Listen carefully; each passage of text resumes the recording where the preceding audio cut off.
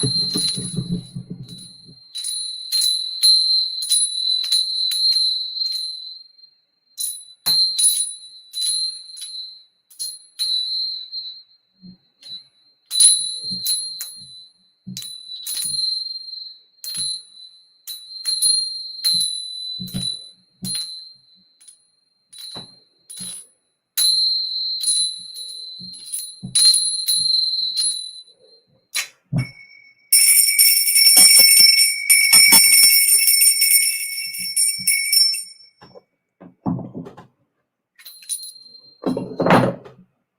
right, what's happening, Rocky? Islam. Well, this is the Chocolate Mountain Show. I am your host, 8-Wind Eagle. I am the holder of the continuous ball game of the Hero Twins. And it all starts with a gentle sadness. I am the Galactic Daddy-O, sitting on my galactic patio from Minnesota to the universe. The one, thank you for joining me. What is happening, everybody? And always remember, we blow big stacks.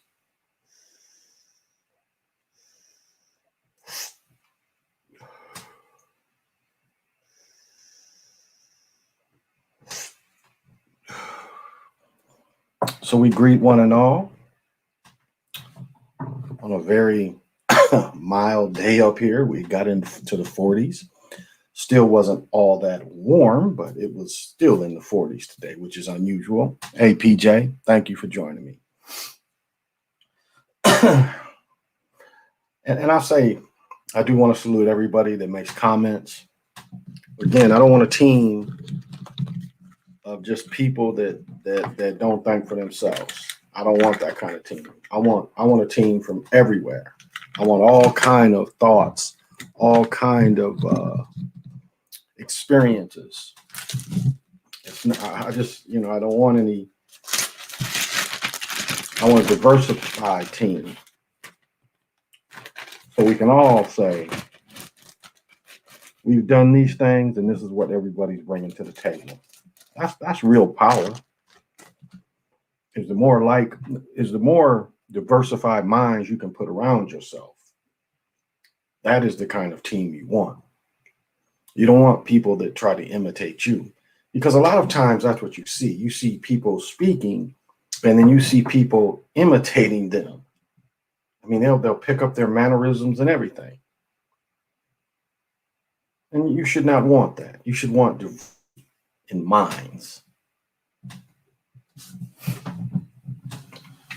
Comfortable here. Hey, King Kane. Yeah, this is just a cigar I chew on. That's all. See, when you dip snuff and you dip tobacco, you got to spit and shit. When you chew on a cigar, you ain't got to really spit. You just, you suck the little juices in. It won't make you sick. You selling the hoodies? I don't know that I could make this affordable. The shirts might be better. So, I mean, this is Scooby-Doo, and I know this artist. This is a guy I work with. This is my artist. So shirts might be a better investment, because this was kind of just a prototype I put together. But we could. You could hit me if you're interested. We probably could give you a little better offer now, because this was just first messing around. But now I've got a whole bunch of stuff put together. So it's kind of interesting. It's interesting how all this stuff is falling in my lap. So I could be, but I could be. You could hit me, but I could probably put something a little better together than this. Oh, and a better price. Well, thank you. Hey, Crazy Sarge, how you doing? Did you see? I think they took the Revenge of the Ancestors channel down yesterday. I kept trying to leave a comment, and they kept saying that the channel didn't exist, and so I kept it up there all day so I could listen to it. I listened to it a couple times, but yeah, I think they took it down. They do not like that information.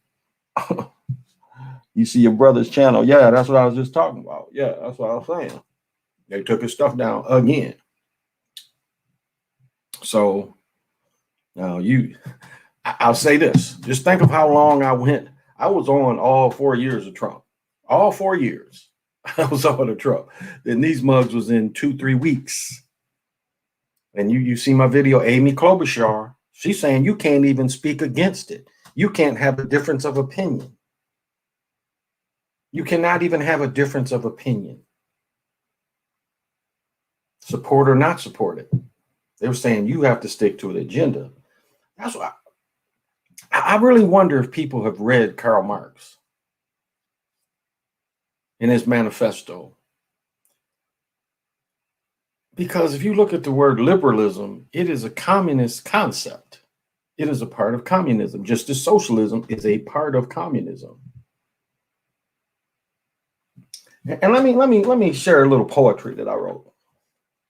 This is a little poetry I wrote. I kind of use Facebook to just remember my poems and stuff to talk about. Well, let me reread one of my poems.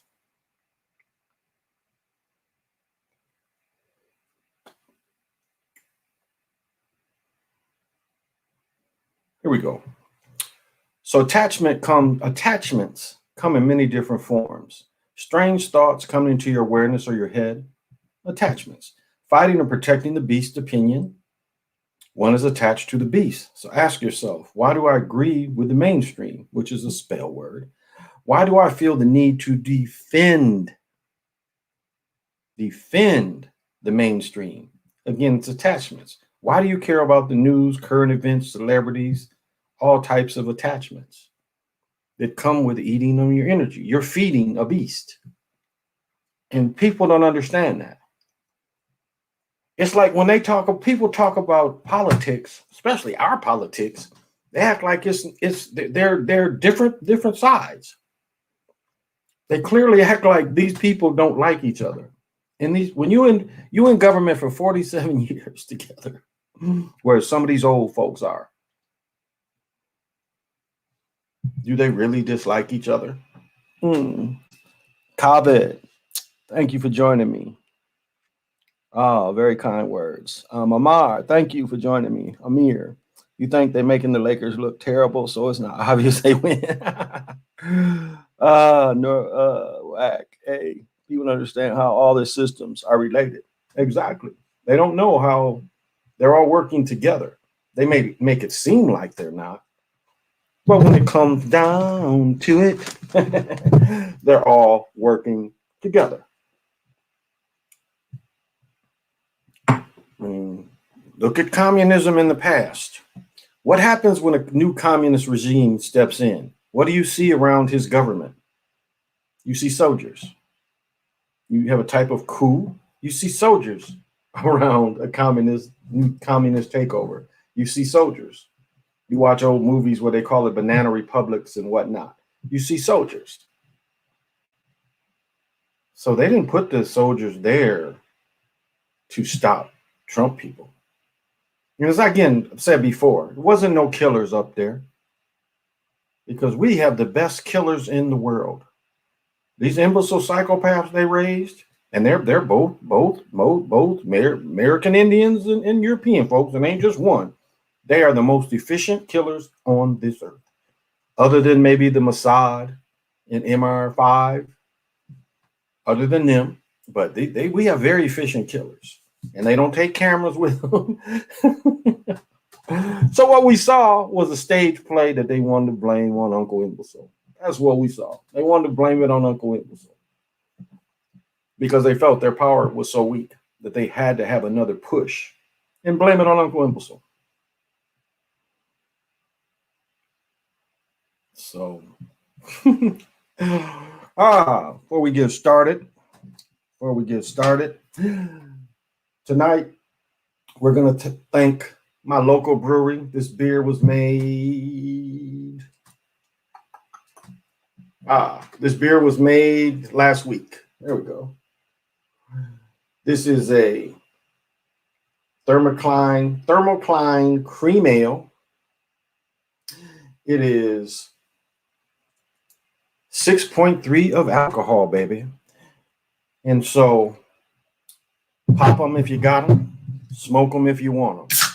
So we thank Boat Brother Brewery for making me funky tonight.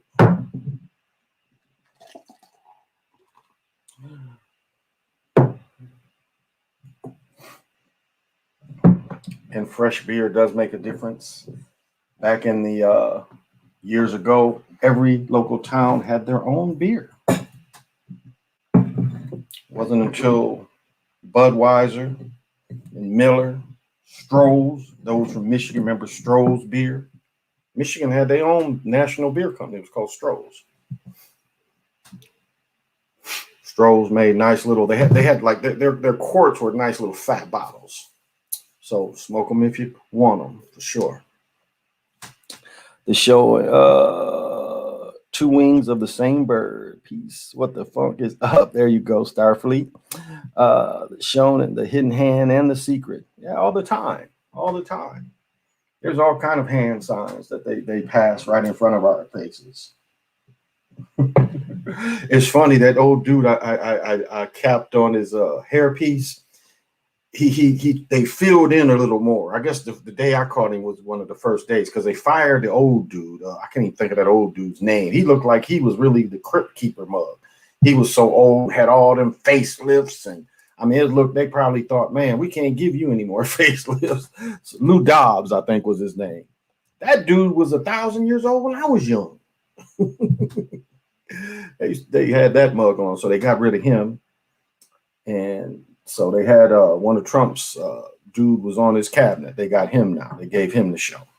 Well, him and this young girl. This young girl be on some days. So. But it was just funny the way they tried to fill in a little more of that again. I just said that's a gap.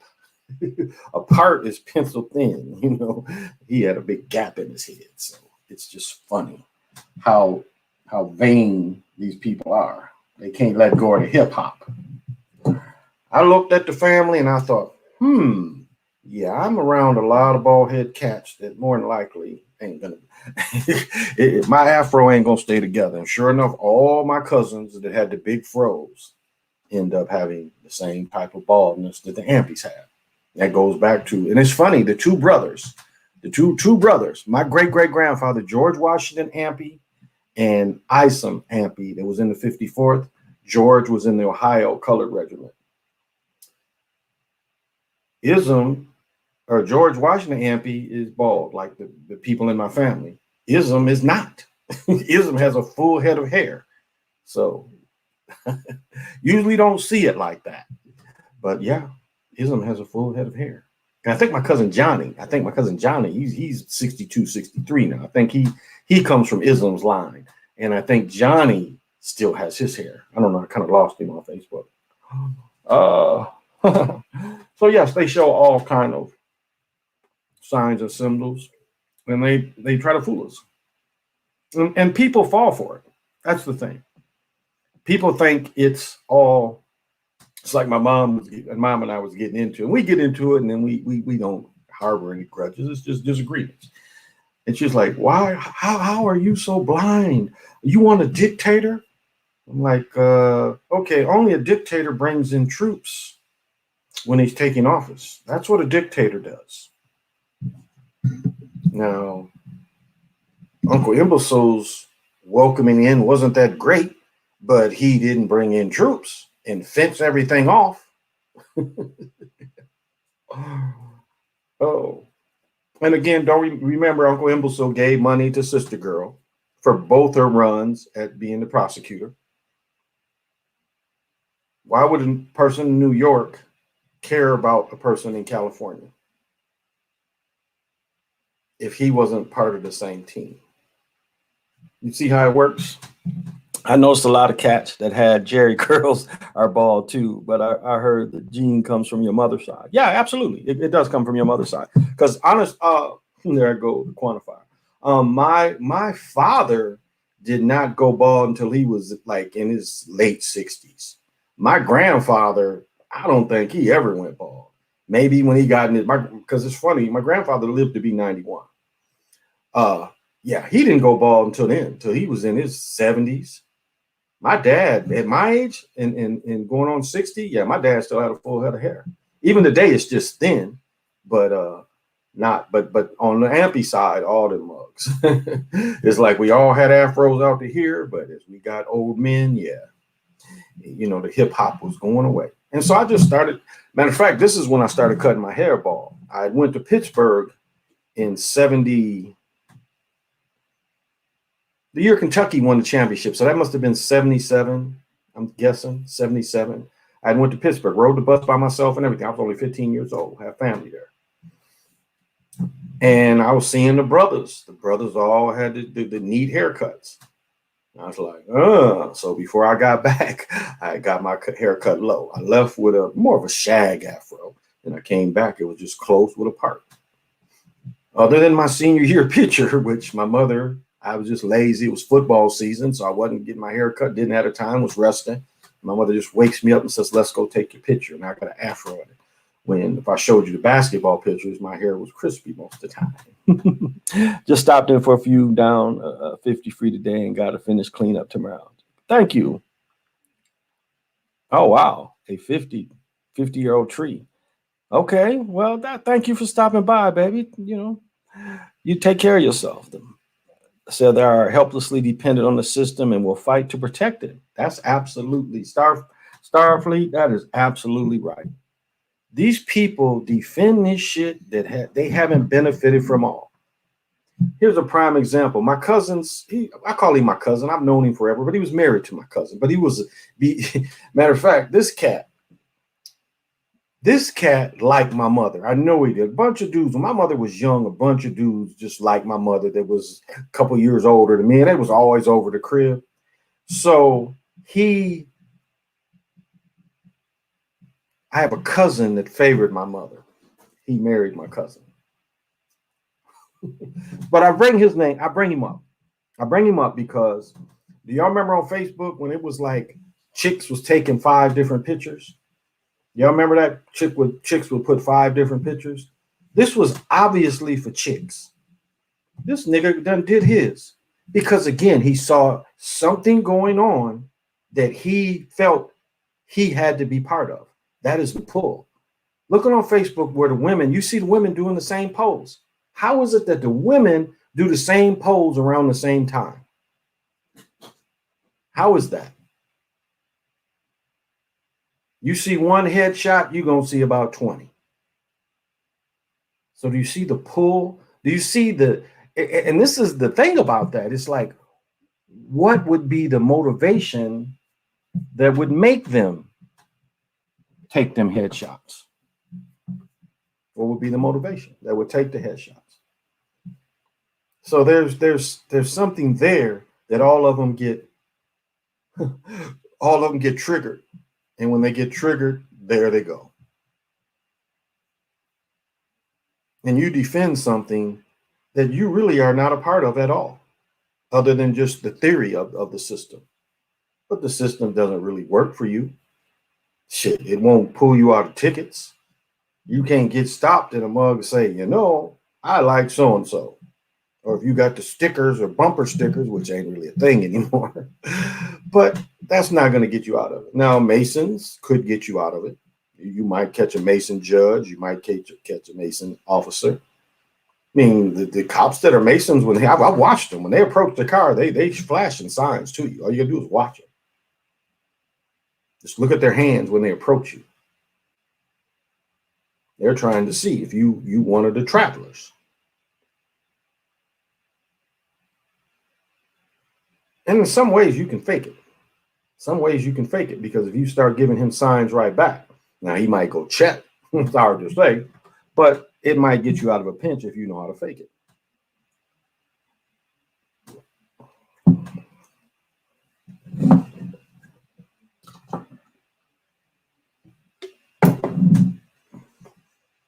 But that's what gets me, is you defend something that don't really have nothing to do. A 50-foot pine. Wow. So you know about Dwight Anderson, Dayton, Ohio native. Remind me, PJ. Remind me of him. I don't know offhand. Where is this going crazy?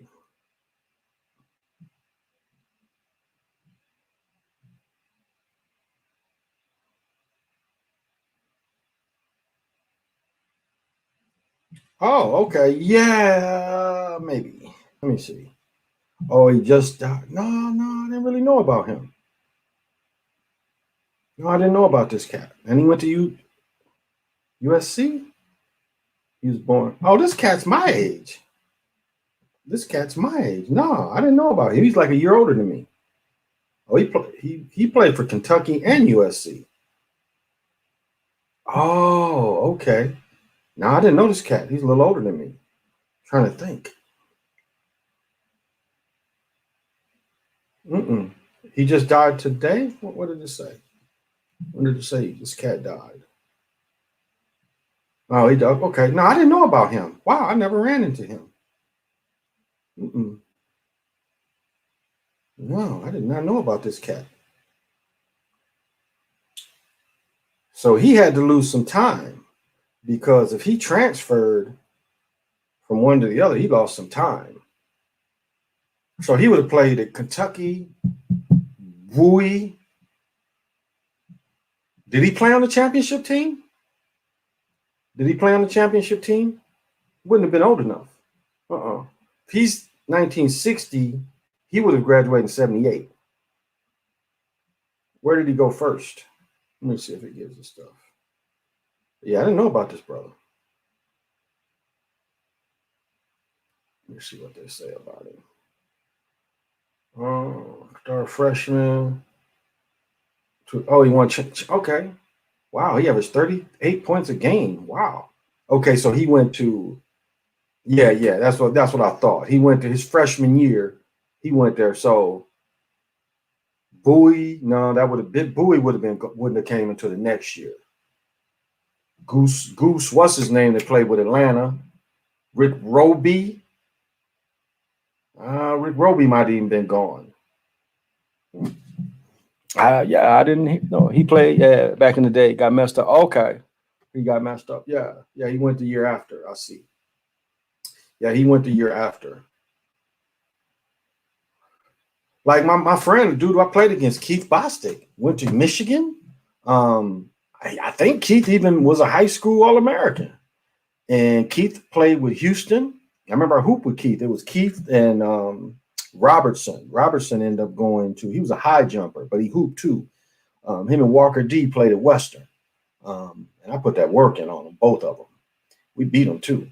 But Keith ended up flaming out, being a crackhead, losing all his money. I don't know if he recovered by now, but he went down that same kind of path. So it was a lot of people got caught up in this. Let me tell you one story of a cat I knew. There was a cat from Battle Creek. I don't know his name. But he sang a song and they made BET. They made it on BET, him and this girl. And the song went, if it gets right down to it, I'm in love with you. Baby, you should know by now. They had a hit. They made the top 50. They had a hit. Their video was played on Soul Train regularly. Donnie Simpson had them on. And they were on their way. The girl gets killed in a car accident in LA. So within 6 months, he was selling all his production equipment and he was back on it. A guy that had made those pinnacles. The death of his co-singer destroyed him. And he probably stopped caring about himself. Damon Dame, that was him. Damon Dame. So his name was, what was his last name? I knew his family. I remember seeing him at his height when it was a winter basketball game. And I remember seeing him walking because he wore the kind of super fly hair. He permed it where it hanged, hanged. Not sloppy like a Jerry curl, but just like permed and straightened. He wore it kind of like that. I mean, I remember seeing him years later. He just broke down. It's like I told the story about my friend, Dale Sawyer. Dale found his mother hanging, got the house. And, he was always kind of fighting addiction, but he was fighting addiction and being a drunk. And to play his numbers, he must have been high and decided to fry some chicken. He was seeing that the numbers was about to close. He left his house with chicken frying to go play his numbers and burn his goddamn house down. That he got because, but again, you come home and your mama hanging in the living room. How do you get over that? And so this brother, you know, that the death of his friend, he couldn't cope. He could not cope. But thank you for, let me write their name down because I'll be forgetting. Let me see if I can find the song one day. Yep, Damien Dang. That was it. Yep. And this is 20 some years ago. This ain't this, you know, this, I ain't what I'm saying ain't happened anytime soon. This was a while ago.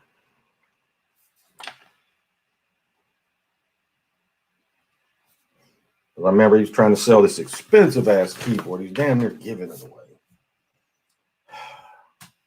These are the things that we come across.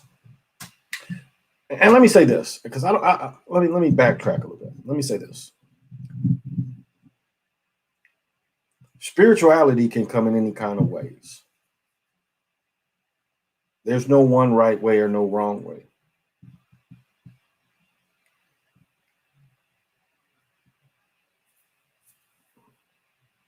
So if the Bible works for you and you can decode it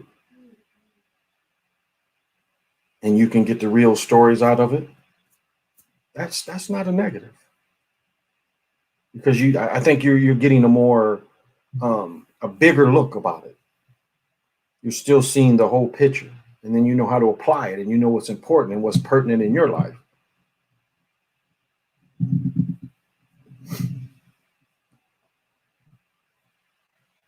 I mean, where you go into it and you know where that some of it leads, but you use what is necessary for your life. Like a person would ask one of my friends, and she has the greatest British voice. I wish she would come on, but she won't come on. She's kind of going off with this stuff. But one time somebody said, well, so you believe in the devil? And she hit him with, which one? And she has that beautiful British accent. She was like, which one? And so that's why I don't really like when people try to, don't call names. Everyone should come on here and feel comfortable in their own. You don't see me really downing people. We each have our own path. That's what this apartheid will show you. We each have our own path. And there's no right or wrong. You have to do what works in your life.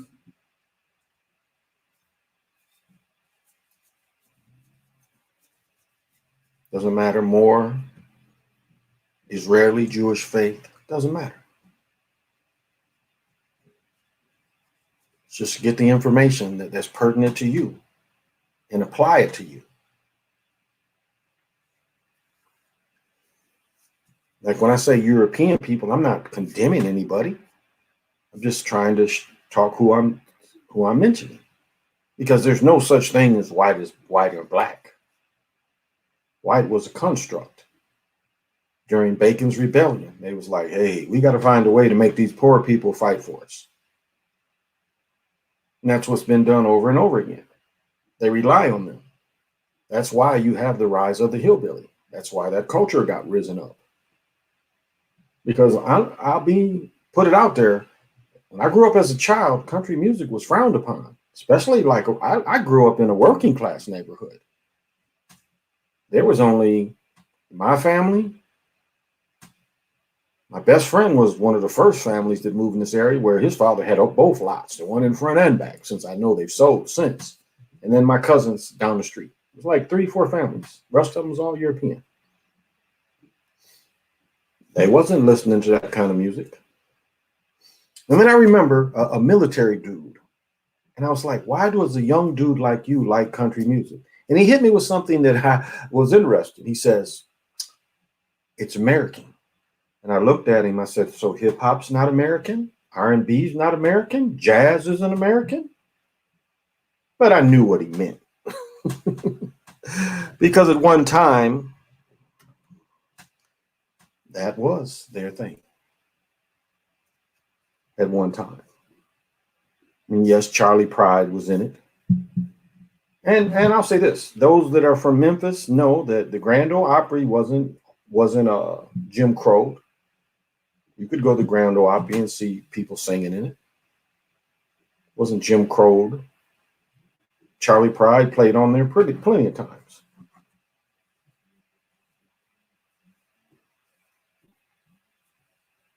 But the rise of it is what, again, their culture, Duck Dynasty and all this.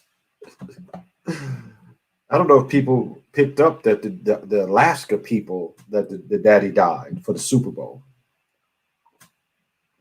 And they was hitting this guy off. They was cutting him off.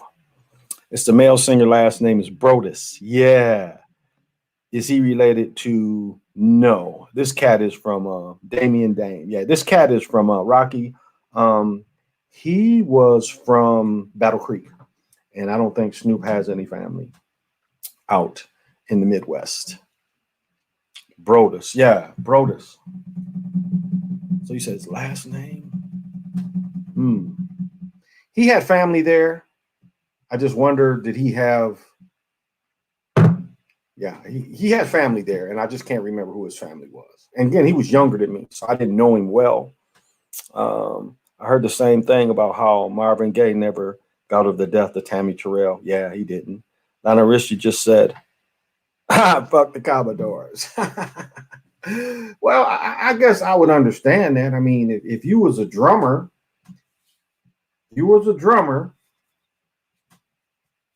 and they wanted to keep you behind the drums, I think you would feel like that. Like Grandmaster Flash don't fuck with the Furious Five. Like they go to get booked, and they're, the people are thinking they're getting him as well. And he's kind of turned his back on them brothers. So it shows you how it becomes business. And Grandmaster Flash has a little more juice than the Five. And if you even go back into groups, the problem with groups is a lot of the money gets shared, breaks down your shares. If a person writes and he gets publishing, like Smokey wrote all the Miracle songs. Remember, Smokey and them was trying to be like, if I didn't care, them people, Platters. Remember Platters had Frankie Lyman married one of the Platters, Nola, whatever her name was. They kind of tried to be like that. Smokey and his wife. Miracles wasn't just dudes. It was also at one time Smokey's wife and the other cats. But Smokey wrote the songs. So Smokey was getting a little more of that cash. And I know some people trip on David Ruffin, but David Ruffin just wanted the same treatment as Diana Ross got. How many people think the group was named Diana Ross and the Supremes? The original name was just the Supremes that Mary Wells and Florence Ballard started. Berry Gordy put Diana Ross because he was screwing her. And then they act like that daughter that looked just like Berry Gordy, her oldest daughter looks, now she admits that, yeah, that's Barry's daughter. But for about 20 years, they wouldn't admit it, despite her being identical to Barry. Her oldest daughter looks nothing like her. She looks just like Berry Gordy. And Berry Gordy's sisters. That was another way they trapped Marvin Gaye. Marvin Gaye was a little green, could do everything though. Play the drums, guitar. Marvin Gaye was multi-talented. Got him married to Berry Gordy's sister. And when he got divorced from her, hadn't given songs up. I mean, that divorce album, look at the White Album Marvin Gaye did. That's all he's talking about, is how much he had to give up. I mean, Red Fox was married to the Korean chick and had to give her Sanford and Son. Her family owns the right to that. She didn't tell Nan joke, sit in there and do any scenes. But her family owns Sanford and Son. That's why you don't see a lot of merchandising of it. Well, that's the hypocrisy. Edward, thank you. Thank you. Good evening to you. Smokey wrote a lot of Motown hits for a lot of Motown artists. Yeah. Even Berry Gordy was dirty like that. Somebody else will write the song and Barry would throw his name on it to break the points up. So he got some. Motown had a killer roster. Oh, absolutely. Barry turned a lot of R&B into pop in some ways. If you look at Mary Wells' hit "My Guy," you look at and I want to say "Going to the Chapel and Get Married" was the Marvelettes, but I could be wrong, of the Marvelettes' first song. I kind of get that one mixed up with another one. Then the Temptations finally came through, and then even once the Supremes came through, the Supremes had like 5 or 6 #1 hits in a row before the Jacksons. And then the Jacksons did almost the identical same thing, 5 or 6 #1 hits in a row. I think it was years before Mariah Carey broke those type of records of new groups coming out.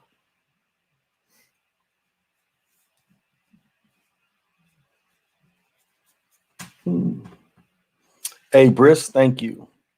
I think they had the best roster in all of music. Hello. Maybe. I think you could look at the Philadelphia sound somewhat. And it was even other Detroit acts, like the Dramatics wasn't signed by Motown. And the Dramatics had hits right in there in the 60s. What you see is what you get. Dramatics was from Detroit, Ryan Banks.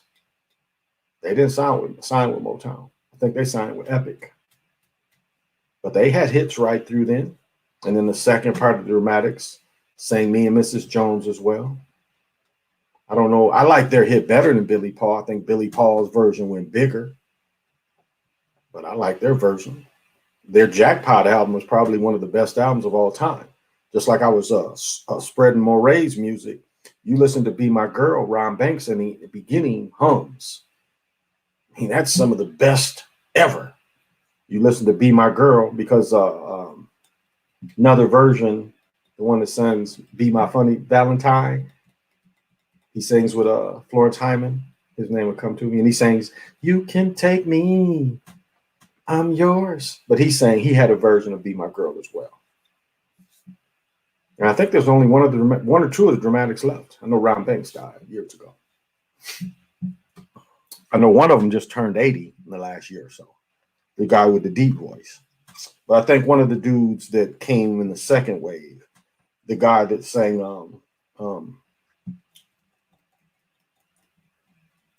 I ain't going by those stars in your eyes. I'm going by those stars in the sky. Yeah. I don't need a second look. You're what's happening in my book. But that dude. Greetings, y'all. Hello, good people. What did you think about the parliaments? Oh, well, I was up to, I had older cousins, and we all knew how to sing Cosmic Slop from by heart. It's like all of us could sing Cosmic Slop without the music. We just, Chocolate City. And so when he turned it into the parliaments, but when you mention the parliaments, you got to mention Bernie Worrell and Flashlight. And Bernie was the first one, even before Herbie Hancock, that played a song without using bass at all. Flashlight is the first major song that was a hit that didn't use a bass player. Everything. And Bernie Worrell played almost everything on Flashlight. And you talking about a testament to somebody that was super bad. Flashlight is Ernie Worrell's, just his masterpiece.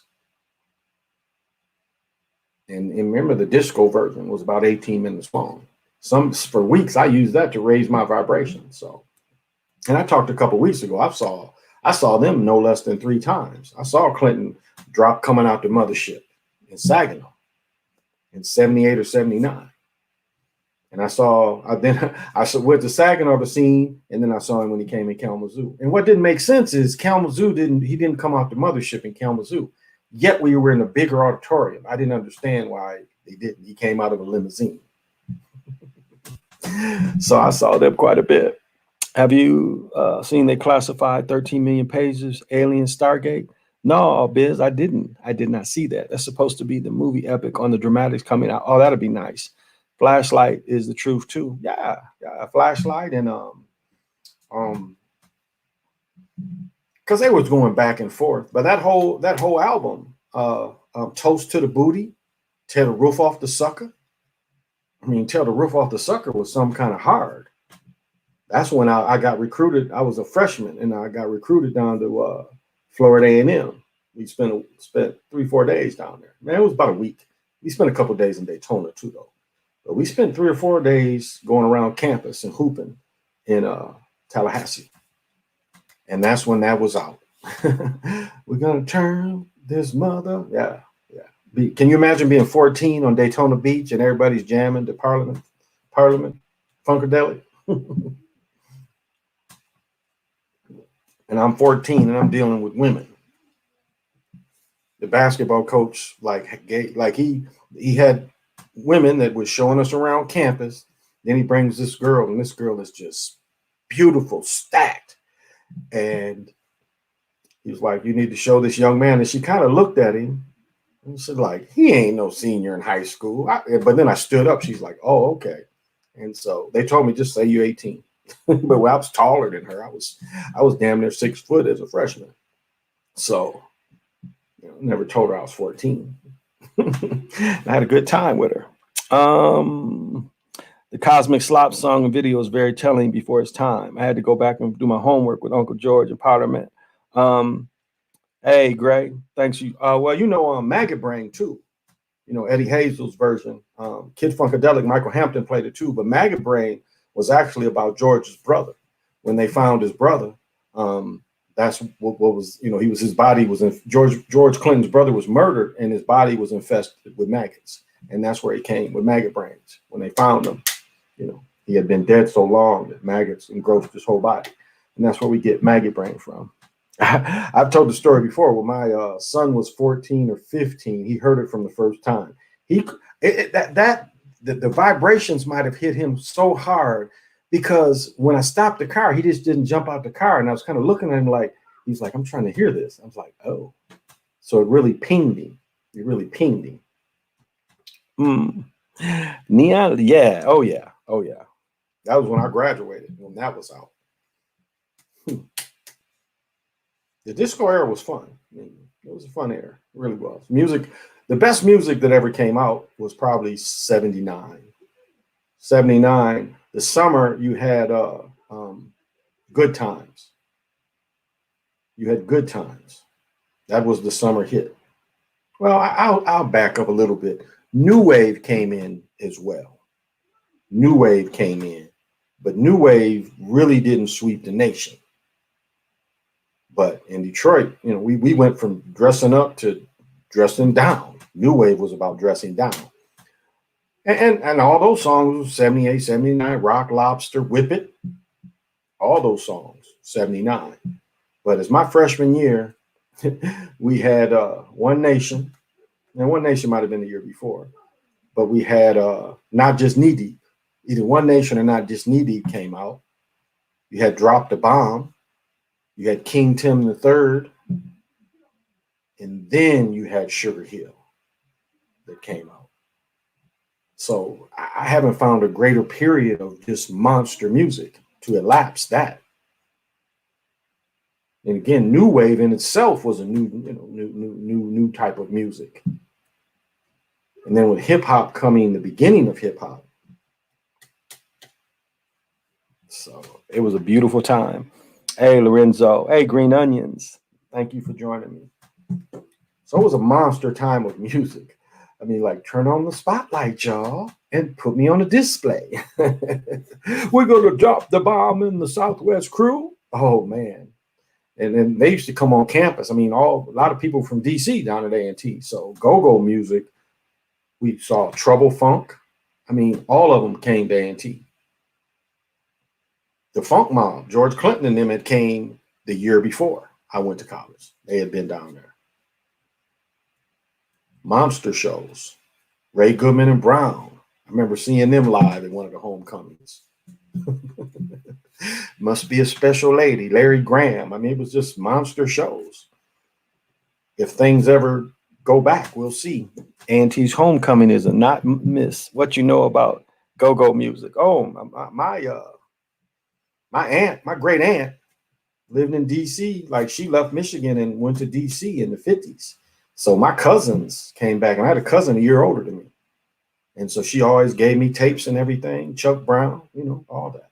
And then I would go, instead of going to Michigan, my mother was living in DC. And so I would go to DC for the breaks. So yeah, I'd be all up in the go-go club, seeing Chuck Brown, run Joe, run Joe. Oh my goodness. I still love go-go music. Motown has some underrated artists like Andre Lewis, Mondre, who inspired Daft Punk, disbanded today. Okay, yeah.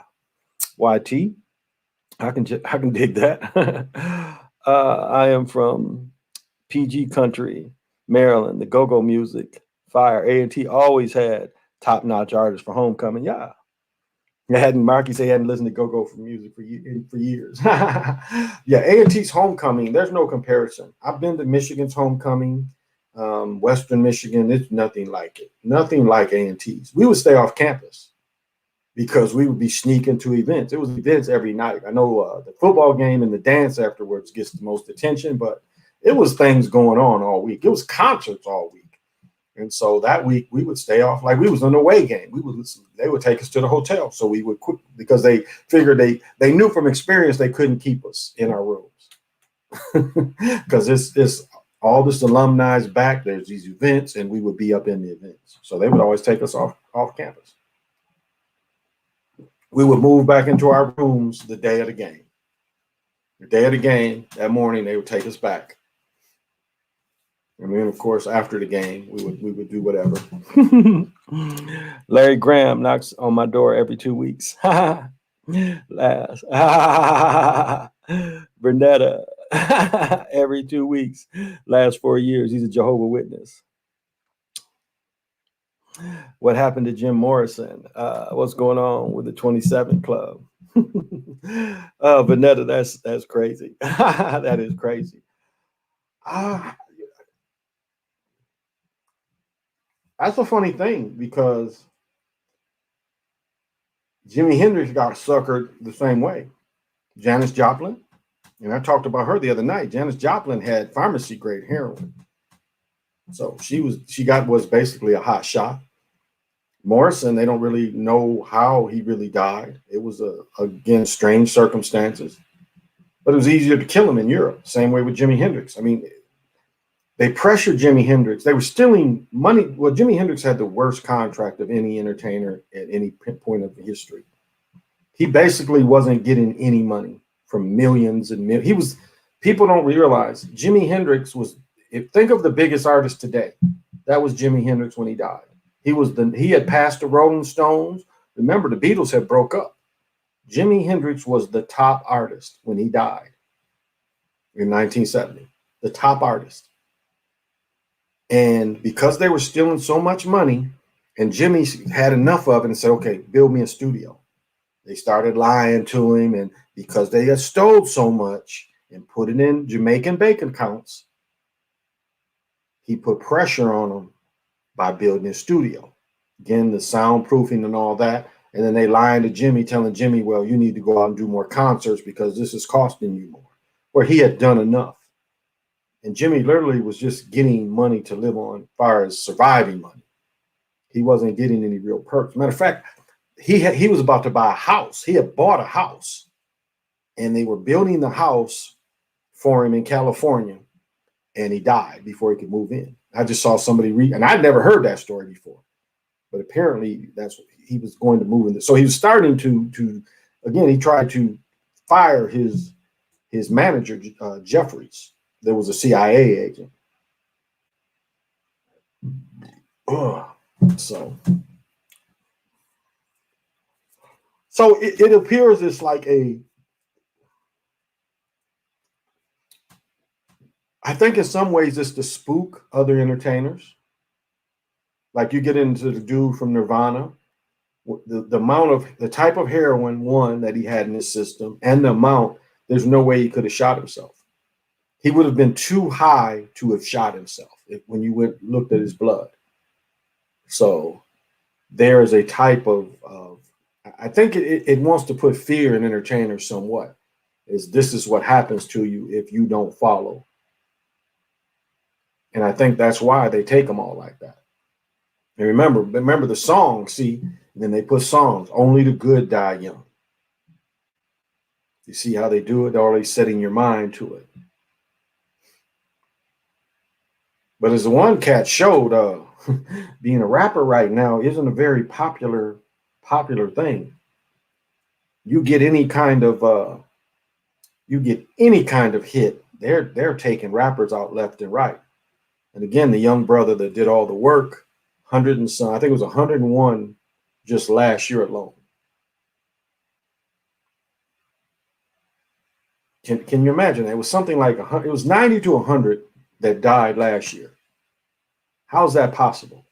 How is that one entertainment position out of all the entertainment jobs in the world? You would think race car driving, parachute jumping. You'd think something like that would be more dangerous than being a rapper. But no, rapping was the most deadly business of entertainment the last couple of years. The way they're sacrificed for small hits. You'd be a star in California, which is a big state. You can tour, make a lot of money.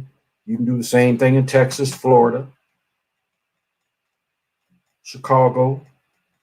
And these dudes have a couple hits and they taking them out. How many hits did Big L have?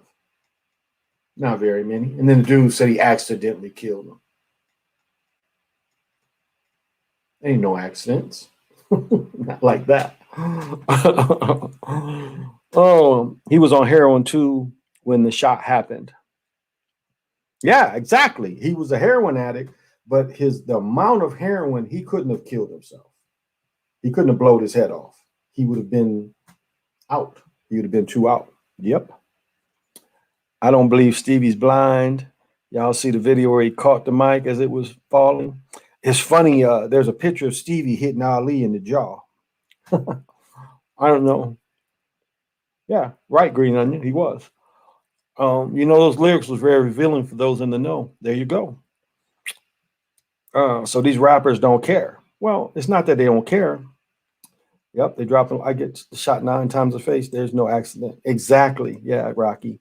It's not that they don't care. They've made that the new way. They made that the new way. Because think of how easy it really is. You get some turntables, you get some equipment. The equipment is cheaper. I mean, actually, to produce a decent song now, the equipment is a lot cheaper. To do the final mix and all that, it's cheaper. The equipment's cheaper. You can get pretty good quality equipment. And so these cats is even dropping stuff on YouTube. So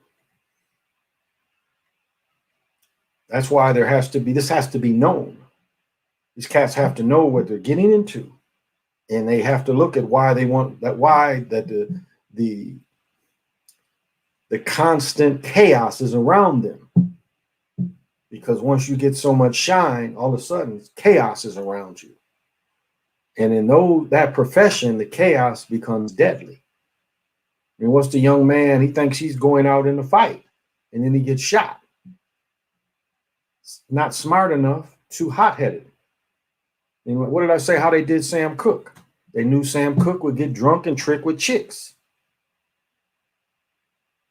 So I don't even know if the true story of Sam Cooke is really true, that he's banging on the door.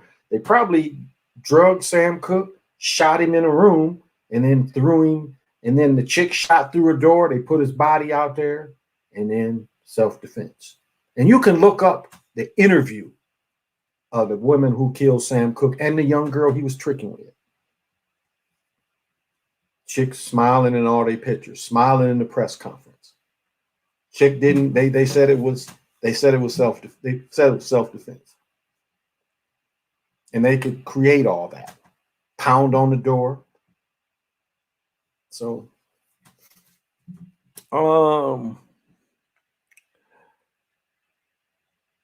yeah, used to be Diablo and Megan Thee Stallion have been sacrifices left and right. Yeah, Megan just did her daddy. It used to be once a year. Yeah. Last few is like they die every month. There you go. You can make a sophisticated beat on your phone. Yeah, pretty. Yeah, kind of, sort of. Yeah. What app? The biggest surprise this year is Sly getting back into the music business. Well, that is true. And you heard it out of his own mouth. He said he's a gatekeeper. So that's his heart. That's his passion. He knows a lot of people. He knows that business. And so I'm sure that he has himself protected as much as he can. At least he ain't going with his eyes wide shut. He's going in with his eyes open. But the thing is don't fall for stupid shit. Like I mentioned, that young brother, you in a club, you a rapper, and you really, it's something really you so steamed you got to fight. They know what your weakness is. And they push these situations. That dude just didn't start just shooting him. That dude had the intention of shooting him when they went outside. Had nothing to do with his brother. That was a hit under the guise of a fight. But that's what they do. They look at your weakness and they look at what would make sense about killing you on your weakness. So it's more believable. It's like Prince gave a tweet out just when I thought I was safe. This is a compound he lives in. It's not just he used to live in. It is not just this is an industrial-like gate that opens up. Cameras everywhere. Who can cover all that up? Who could get to his pills and put fentanyl in his pills?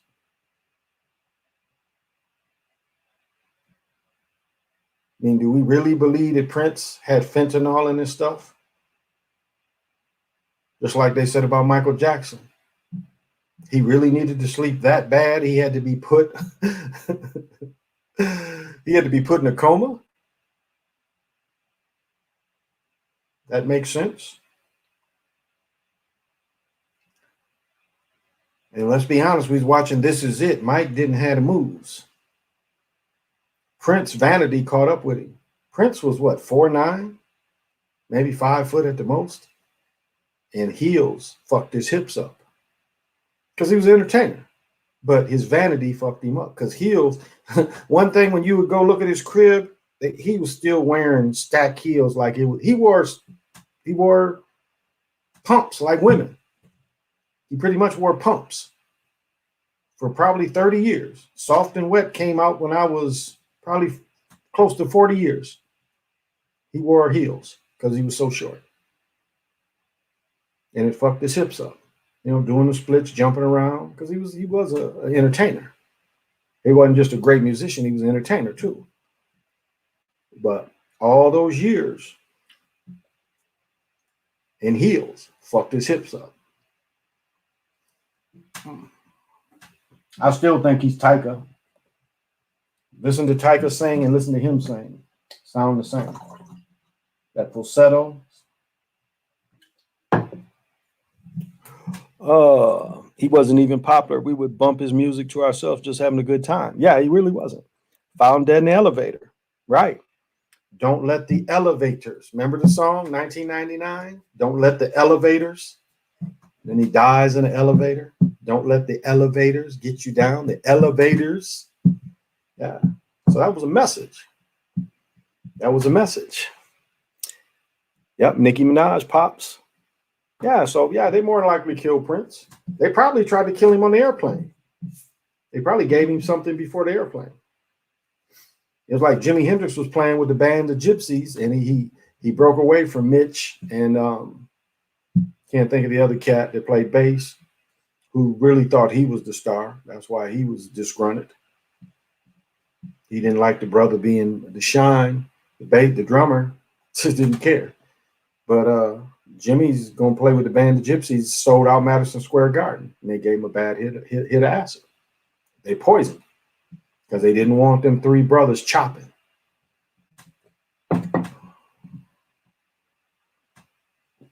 So they poisoned Jimi Hendrix. Al Harris, in his Jimi Hendrix version, that was picked by Jimmy's stepsister that gets all his money now.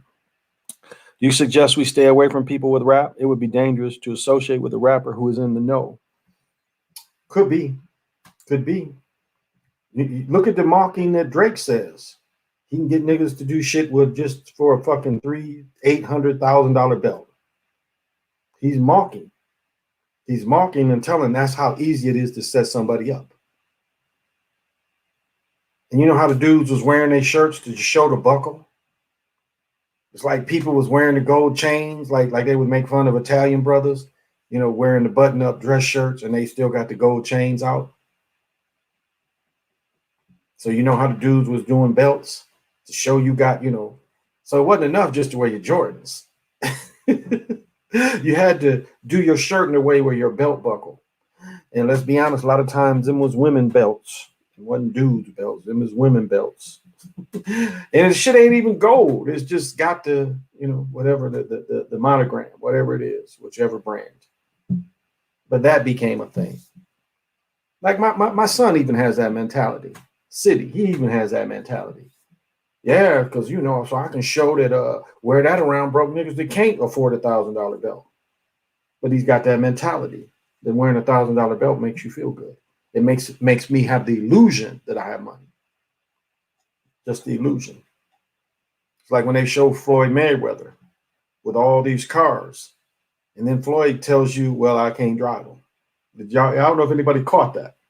Floyd had all these cars, and it's like, well, what do you do that you have so many cars? How do you drive them all? And he flat out, I think he forgot. He says, well, I don't drive them. Now, I'll say this. You go through the DuPont registry, and you look at those types of cars. They're not driven a lot. They aren't. People keep the miles. Are there more collectors? But I just thought with Floyd, that was kind of a tell. That was kind of a tell.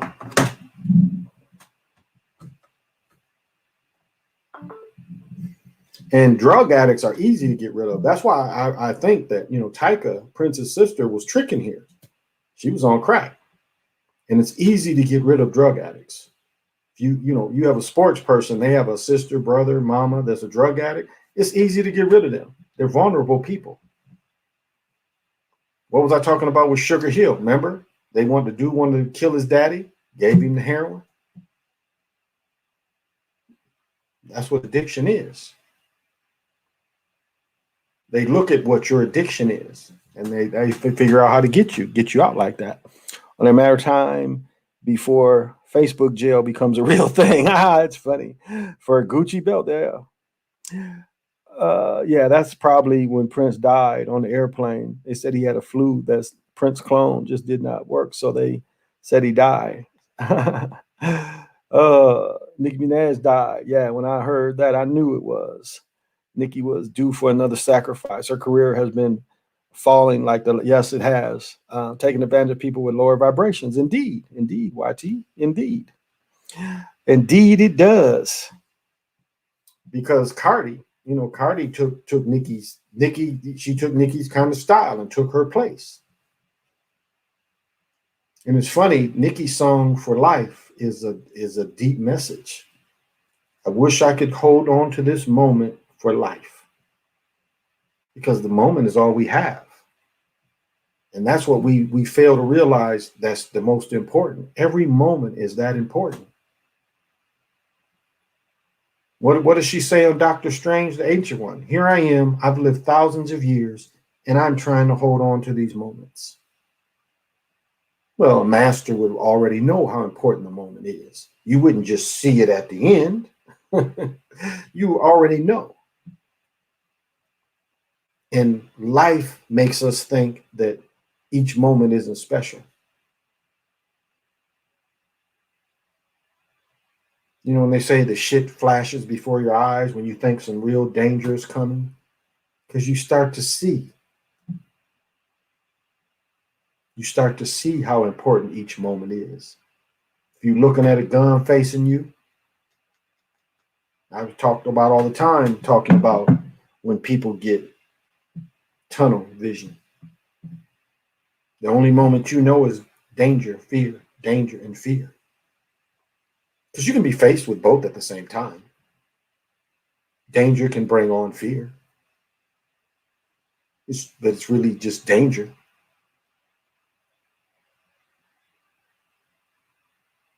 Every breath is important, but yet we take it for granted. That is what yoga is really trying to tell you, that all your breaths are important.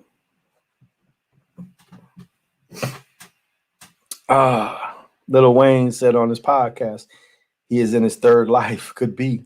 Could be, Ziggy.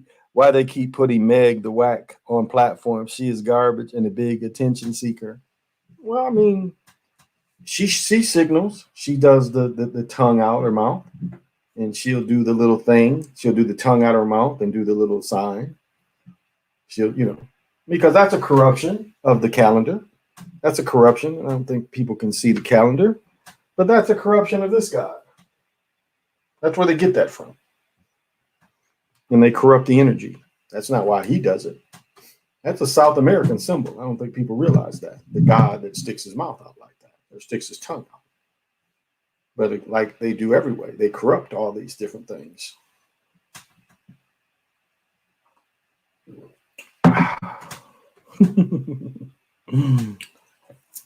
Well, during that pause, I will give the divination.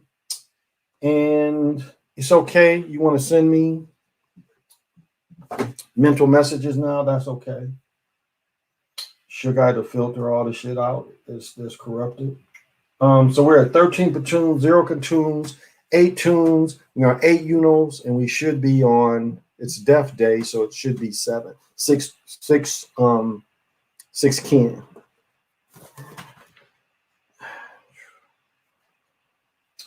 And 6 kin is semi. And semi is death, revelation, realization, and mortality of the physical body. And those that can get fractals, this is the fractal for semi.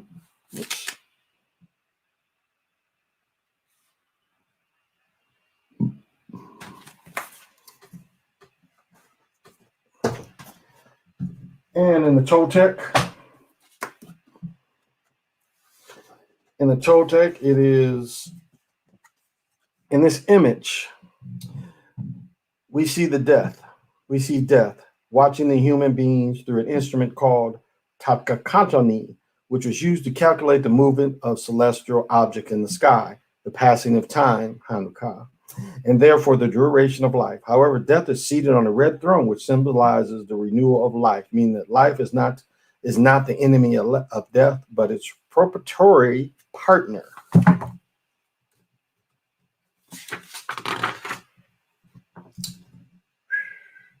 In the Toltec Oracle card, death does not represent misfortune, but on the contrary, an opportunity for evolution and the transcendence. The time for renewal has come. Something has reached an end, and it is time to let go and go embrace what is new. A cycle has completed. We used to be what used to be in your life is not giving it anymore. What used to give you life is not anymore. You should move on to the next page. Don't hesitate, because if you keep hanging around what is already gone, you will find grief and emptiness in the same place where you used to find flowers and joy. It is time to turn your head to the time that is coming. Do not look back, because the vision of time that is leaving may scare you and depress you to the point of depleting your energy. Leave the past in the past and embrace what is new, and that is arriving. It is this stage of your opportunity to grow. Growth is greater than ever. Take the opportunity and make the best out of it.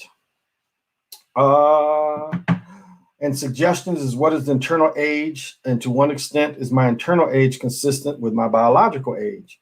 Have I been resisting adopting to my biological age and the situation, the changes that's come? Am I afraid to achieve maturity because I will not be able to play the role of the victim? Is my suffering coming from my resistance to growth? Make a list of fears you have about what stage you are entering. Make a list of all the opportunities and strength you find in the new stage you're entering. Hold a rite of passage for yourself, which you embrace the new stage you're entering. You may share it with others. So if that resonates with anybody, I hope it does. It's like when I stop talking to somebody, I like erase their number, everything. You know, when I break up with somebody, I don't be trying to linger the shit. I erased their number out of my shit, erased all the texts, because why rehash it? If it's gone, it's gone. You know, I'm too old to be chasing somebody. So when it's over, it's just over. And you move on. You don't linger. You just move on. The beautiful thing about life is there are a lot more women than there are men. That is why most men have 3 or 4 women, because there's so many more women than men. And I know it's unfair, but that's just the way our life is. But I've never been the cat to be like, baby, give me one more chance. It's like we quit talking. It's like, okay, I just move on.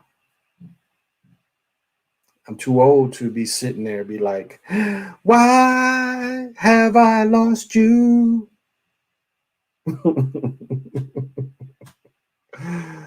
Because there's a lot of people in this world to be panning for one person. And when it's over, it's over. No smart woman calls herself a stallion. No, a stallion is definitely for a dude. It's very believable. I don't think she's a man. You call it energetic vampires all around you when you get more feeling confused for no reason. She's from Texas. Exactly. The male-female ratio is completely fair. Rocky. Oh, yeah. I didn't mention this, and I forgot to mention this. I've been getting pinged a lot lately, and I really didn't understand why I've been getting pinged so much. And I figured it out. So I had my physical a couple weeks ago, excuse me. And I met with my doctor. It's been my doctor for almost, Natalie's whole life, so at least 7, 8 years. And she was the first person that I was around that had that stuff, that she had the shot. And now, as I mentioned, I've been getting pinged, but I look back my time with her. Now, what happens when you're with someone, there's a lot of invisible things happening. So when you sit with someone that's kind of just whatever the situation is, our energies just start merging. Again, our energetic fields always bounce with each other. Once she had told me that she had that stuff, I felt that her energetic field and the connection that I normally had with her, it was off. It was really off. And I've been getting pinged by people, and I didn't really understand why, but that makes sense now. So there's something off there that takes a little bit of the humanity, it appears, away. And I'm not going to say yay or nay. It's on you. But I have been feeling that more and more. And I know that's what it is. It's I'm running across all these people that have put that in themselves. So you guys check that when you around people that have had that. See if you feel that as well. What did she have? Neither. My older sister always told me, a woman wants you. What did she just took the 2 shots. She took the 2 shots. Yeah, she took the 2 shots. I saw older folks after they got the poke, they have different looks in their eyes. You can just tell, there you go. It's going to compare herself to a horse. She could have called herself a mare, a female horse. Yeah. Well, let's be honest too, though. They've always, let's be honest. Calling a woman a stallion that was tall and kind of thick, that is a thing. Come on, let's be real. That in the hood, that's a thing. That ain't something she made up. That is a thing. That's always a thing. So it ain't like she made it up. It's always been tall, thick women. It's always been called that. So come on, guys, give her a break. That's a thing. Now, it might not be everywhere, but it wasn't. Right. A woman shouldn't call herself a stallion, but on the other hand, that is a name that tall women get. They do get that name. So it's not uncommon. My doctor's different. Yeah, Vanetta says my doctor is different too after shots. Yeah, that's what I picked up. I picked it up. It's disconnect you from the consciousness in your brain, also known as your connection to the good. Vax is a soul snatch. I think so. I think it is a type of energy suppressant as well.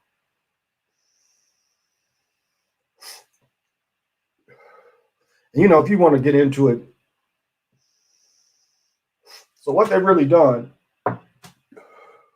and I'm gonna parrot some shit because I was sitting with this doctor the other night. I was sitting with this doctor, and she was just so what they've created is they've created something that can open your cell up and fuck with the protons in your cell. That changes your DNA right there. It is something in that thing that can open that cell up and then attack what's inside that cell or attach itself, and it can alter your DNA. And you read the information about it, it tells you that that's what they're trying to do. But the way they put it is, yeah, we want to open the cell up and we want to put something in there that protects you from this shit. And I don't care what anybody says, the Democrats have benefited from this. They benefited. I mean, look at the cats that's running for attorney general. Like look at all these lawyers that are going into these positions. Now that DeVoe chick was just as foul. That was paying. You know, Trump put somebody that had no experience. You know, Prince. She was a prince. You know, Prince had black. The bank is Black Rock, so Prince must be Black Water. I met that chick and her brother. It now owns one of the biggest private armies in the country, other than the Red Cross. Red Cross's army is probably bigger, but Michael Prince's his army's big. But that's DeVoe comes to there. She married into the Amway people. You know, Amway used to sell soap. That's how Amways got rich. They was knock on your door to sell you soap. People. That's how the Amways got rich. DeVosses, that's how they got rich. They was out of Grand Rapids, Michigan. But that's how Amway got their start. You know, they was like trying to give you the Costco big ass boxes of the soap. That's what Amway got rich. They had everybody in Michigan trying to sell that bullshit. But like how do you like they was trying to get this cat to be over communications. He's supposed to be whatever that position in the cabinet is over communications. This cat was a lawyer for one of like Facebook or one of them. He was one of them lawyers. So wait a minute. This dude's supposed to watch this shit, but yet he used to be a lawyer for the shit? How is he really watching it? He has conflicts of interest. DeVoe was just a stupid, and she was a stupid rich chick, and they just put her in a position. But it doesn't seem like Trump was sophisticated enough to put people around her that were real educators. Didn't seem like Trump thought that one out.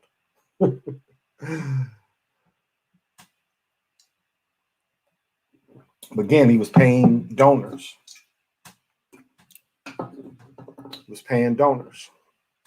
Exactly. It's a thing that your thoughts go through, and they can use the poke to activate smart dust to block your thoughts. Even they tell you this and say they've been using smart dust since the 90s.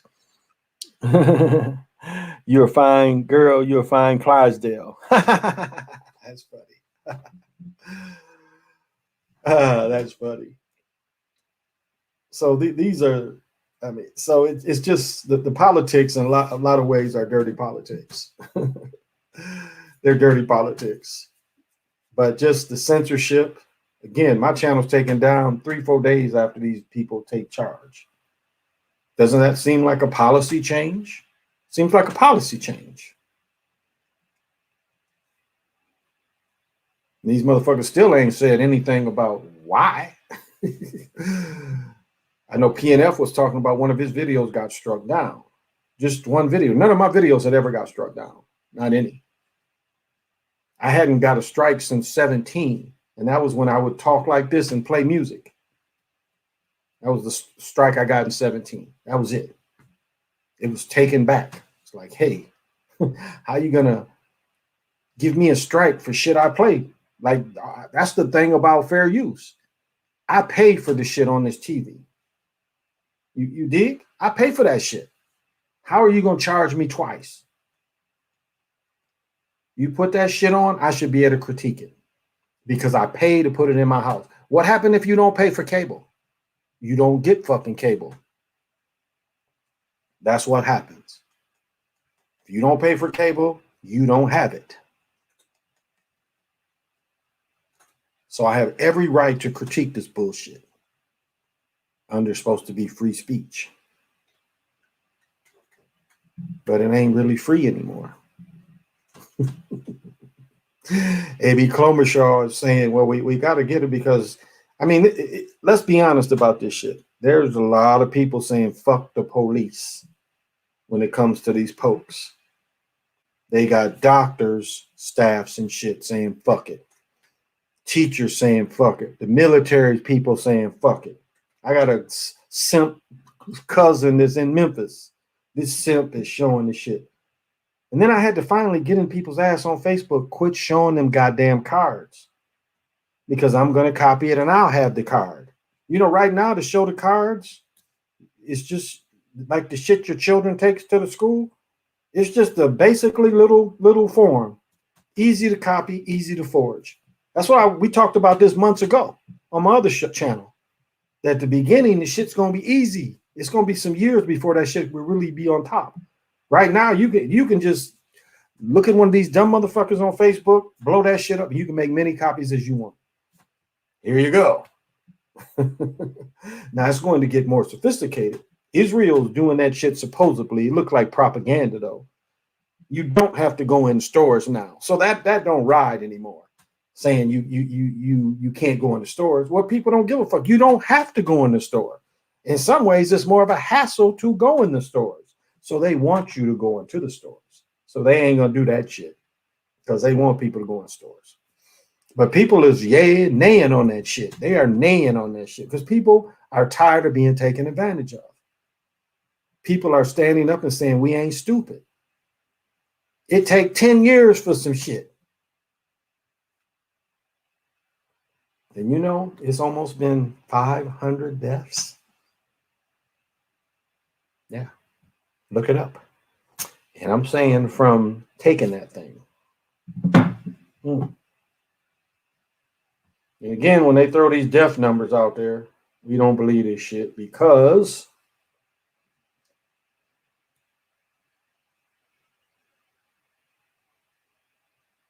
come on. The world population is 7 billion. It's been 20 million births this year. It was 25,000 births today compared to only 10,000 deaths today. The population has grown by 11 million people. Today alone, 14 million people, if you look at the deaths.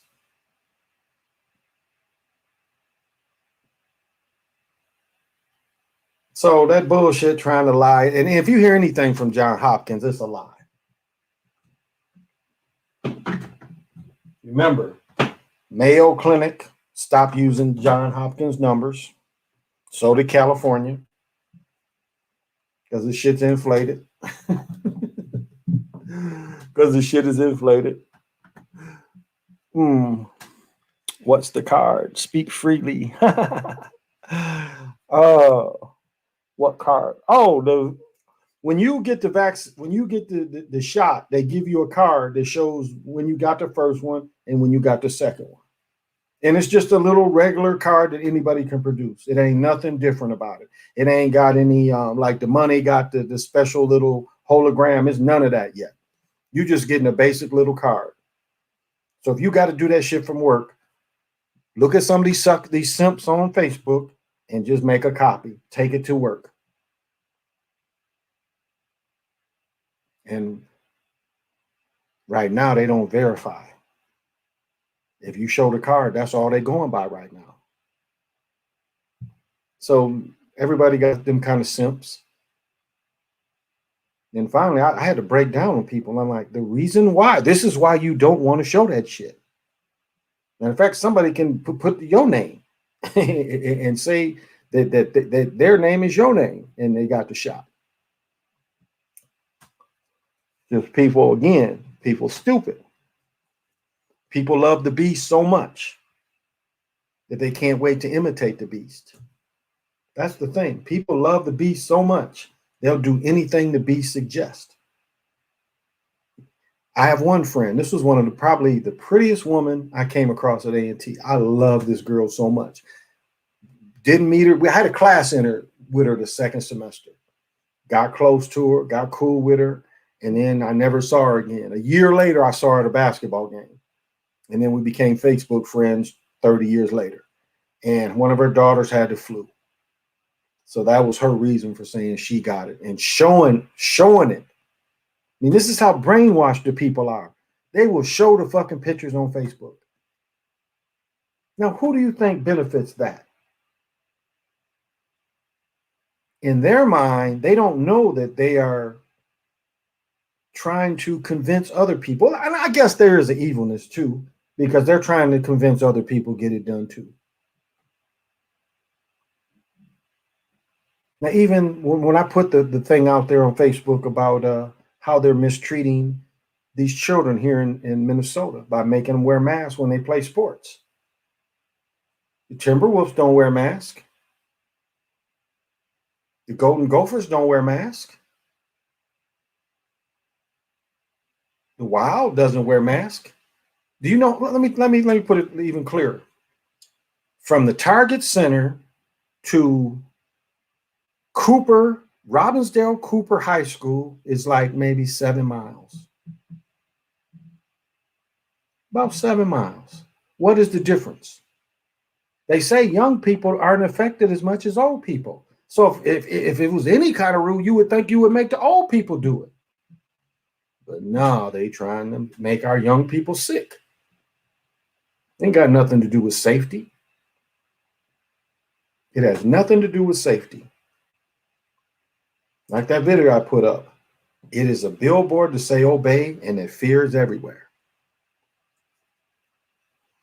And that's real. Fear is everywhere. That's what it's for, to show you fear is around every corner. I mean, what happens when you out in public and see people cough? You don't say gesundheit. Definitely don't say bless you to people. That's a curse. You don't know that already. Say gesundheit, which means technically we hope your organs come back, because your organs shut down when you sneeze. So that's why don't say bless you to people. That's a curse. It means bless you means blood curse. You know that, don't you? That's what bless you means. I blood curse you. That's what it means. You hear ministers be saying, enjoy your blessings. Enjoy your curses. That's what it means. You hear any minister say that shit. That is what they're telling you. Enjoy your curses. College fraternities are recruitments for future Masons using idols. They're associated and linked to the 322 Skull and Bone. Little bit. How do you know there are 7 billion people on the planet when the natives we have yet to make contact with? That is just the estimate of the people that they do have contact with. That is what they're saying. My great grandma in her 90s and has never got a vax. They never gave it to her the shot because it's free with their job, and said they can't wait to post it. Yeah, exactly. Ma, I do not believe in anything. I only know. Cap, Chief. What's happening to your boy Dave and Dane, Chief? What's happening to him? You say bless you, okay, yeah, but don't say bless you to people. That's a curse. Don't take my word for it. Look this shit up. I mean, do a deep search. Just don't look in the dictionary. I mean, really look up the roots where that shit comes from. It's a curse. It means blood curse. And ministers can't wait to say that shit. So who do you think some of them are for? If they're saying count your blessings, who do you think they're for? Who do you think they work for? Who? All these ministers that worship money, who do you think they work for? Why do you think they get so handsomely rewarded?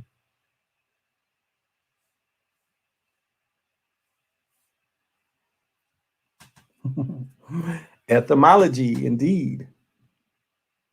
I mean, again, you read the New Testament, and when these people have all the power in the world, which is really the Sophia, the divine feminine power, the move power, they call it the Holy Spirit. What do they want to do? Hang out with average people and heal, not enrich themselves. And then they show what we see today. These healers all get murdered. These healers all get murdered, don't they? These healers all get murdered. So it tries to tell you, don't heal. Don't want to heal. Knocking shit over. Not quite. Yeah, they murder all these healers. But you have to stop. And you have to look at the excitement of him healing and them saying, this is what we want. Now, one of them until later got some money, but all of them say, we want to heal too. They're excited to heal, to help, because that's truly helping society. It's like Dynamo Jack. Like I was talking about the people in the yogis in India. They go get the yogi when people get sick or when they say, think somebody's possessed and shit. And these people are happy-go-lucky because that's what they do.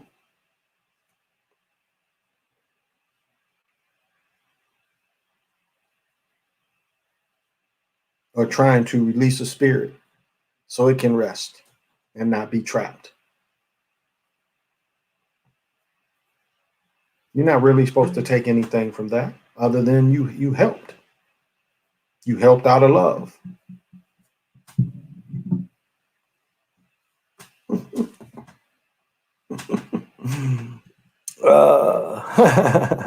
Ministers know what they're doing. They need to be eliminated. Vatican. I hate this place. Mark the blood. Don't that sound like cannibalism? It is cannibalism. It is cannibalism. Because they're saying you can only get the spirit unless you eat flesh and you drink blood. That's the only way you can get it. Again, they've demonized it. I half grew up in Catholic churches, and it's some spooky shit. Protestant churches, they jamming. You get in that Catholic church, and you looking around like you think Dracula's about to come out. They be playing that Dracula music and shit. I remember my boy got ordained in a Catholic church, and it was like, whoa. On the other hand, it was the strongest wine I'd ever drank in my life, and we was cowboying the shit, one or the other. And my boy looks at me and says, "Are you feeling buzzed?" I'm like, damn, we only sipped that shit, and that shit had us buzzed. What was in that shit?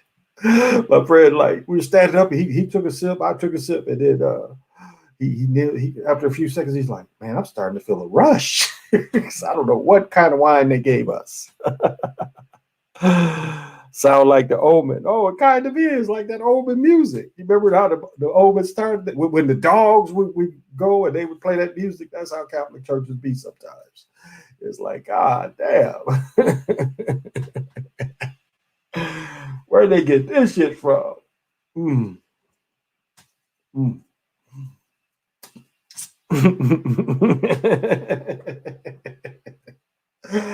Oh.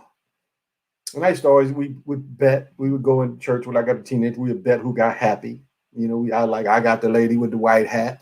You got the lady with the, and the church hats look very fraternal, don't they? They almost look like fraternity hats or Mason hats. If you look at church ladies' hats. I mean, my aunt had a hat look big as a damn sombrero, but it wasn't a sombrero. It was a church hat, but the hat was like, no cap. Where's my other hand? This hat was huge. Like a sombrero. And I'm looking at my aunt just like shaking my head. Like, damn. Why? What? Like when you saw it on the dummy, what was like, damn, I'm gonna really be flying church with this sombrero. It was really, it looked like a sombrero, but it was a church hat sombrero. And I'm looking at my aunts and all of them got it on. Again, it's monkey see, monkey do. I remember when my grandmother got her fur coat, all my aunts got their fur coats. They wearing them every Sunday. And the church was like, the fur coats was worth more than the church. All my aunts had them. So funny.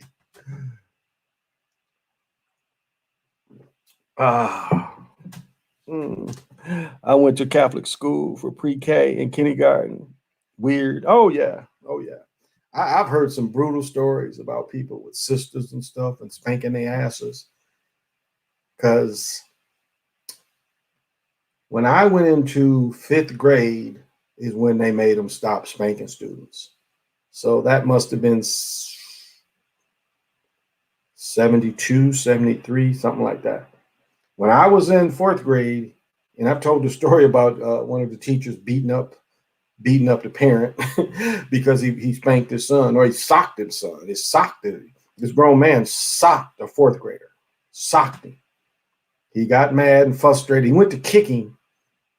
They were like just football blocking. My friend in 4th grade was 6'2". And so he would just lose it and want to football block everybody. So him and the gym teacher was football blocking. The teacher went on him. He football blocked him a couple times. And so we go back in the room and the teacher's freaking hot. And the teacher goes to kicking. Well, he had like some florsums on, slippery bottoms, and he fell on his ass. And we laughed at his monkey ass. That shit was so funny. And when he bust his ass and we laughed at him, I know he was upset. So this teacher stood up and he said, "You want to be a man?" And he just socked a 4th grader. I mean, punched him. He was sitting down too. Student got up, walked out the room. It wasn't about 15 minutes later, here come Mr. Chester. And his teacher saw Mr. Chester. Now, Pete was 6'1" in 4th grade. His dad was probably 6'8", 6'9", like this. Not skinny 6'8", 6'9". I bet Mr. Chester was 350, 375. Easy. Not fat. Dark, very dark skinned. And it's funny, Pete's mom was Scandinavian. I can't remember what country. It's funny seeing them together. And he saw like when Mr. Chester walks in the door, that's all you saw. It wasn't any more door. It was just Mr. Chester. And we had outside door that you like to go to the playground. So we had a door like to go into school, but we had a door where we could just run outside. Yeah, Mr. Baker just ran outside. Well, me being a adventurous kind of guy, I chased Mr. Baker behind Mr. Chester chasing him. And you would have, even today, and I've told this story, but even today, the shit is funny. He's beating like every time he would punch Mr. Baker, we would cheer and we was like sitting around in a circle and we was cheering. It was like he would hit him and the punch would lift him off his feet. We was like, ooh, ooh. And then he beat him up and Mr. Baker's laying there and he looked at him. He said, "Hit another child, see what happened to you." And Mr. Chester walked back into school. We all walked back into school. And we never saw Mr. Baker again. I saw him years later on riding the bus. He didn't speak to me. That would be a great cartoon. Really, that would be great animation to watch. Just the way he beat him up. But just the way Mr. Baker just took off was funny in itself. He saw that big man. He just took off running. And it was just, we all kind of looked back at Mr. Baker laying on the ground, beat up. And we just left. We walked back into school, and Mr. Baker did not return to that school again.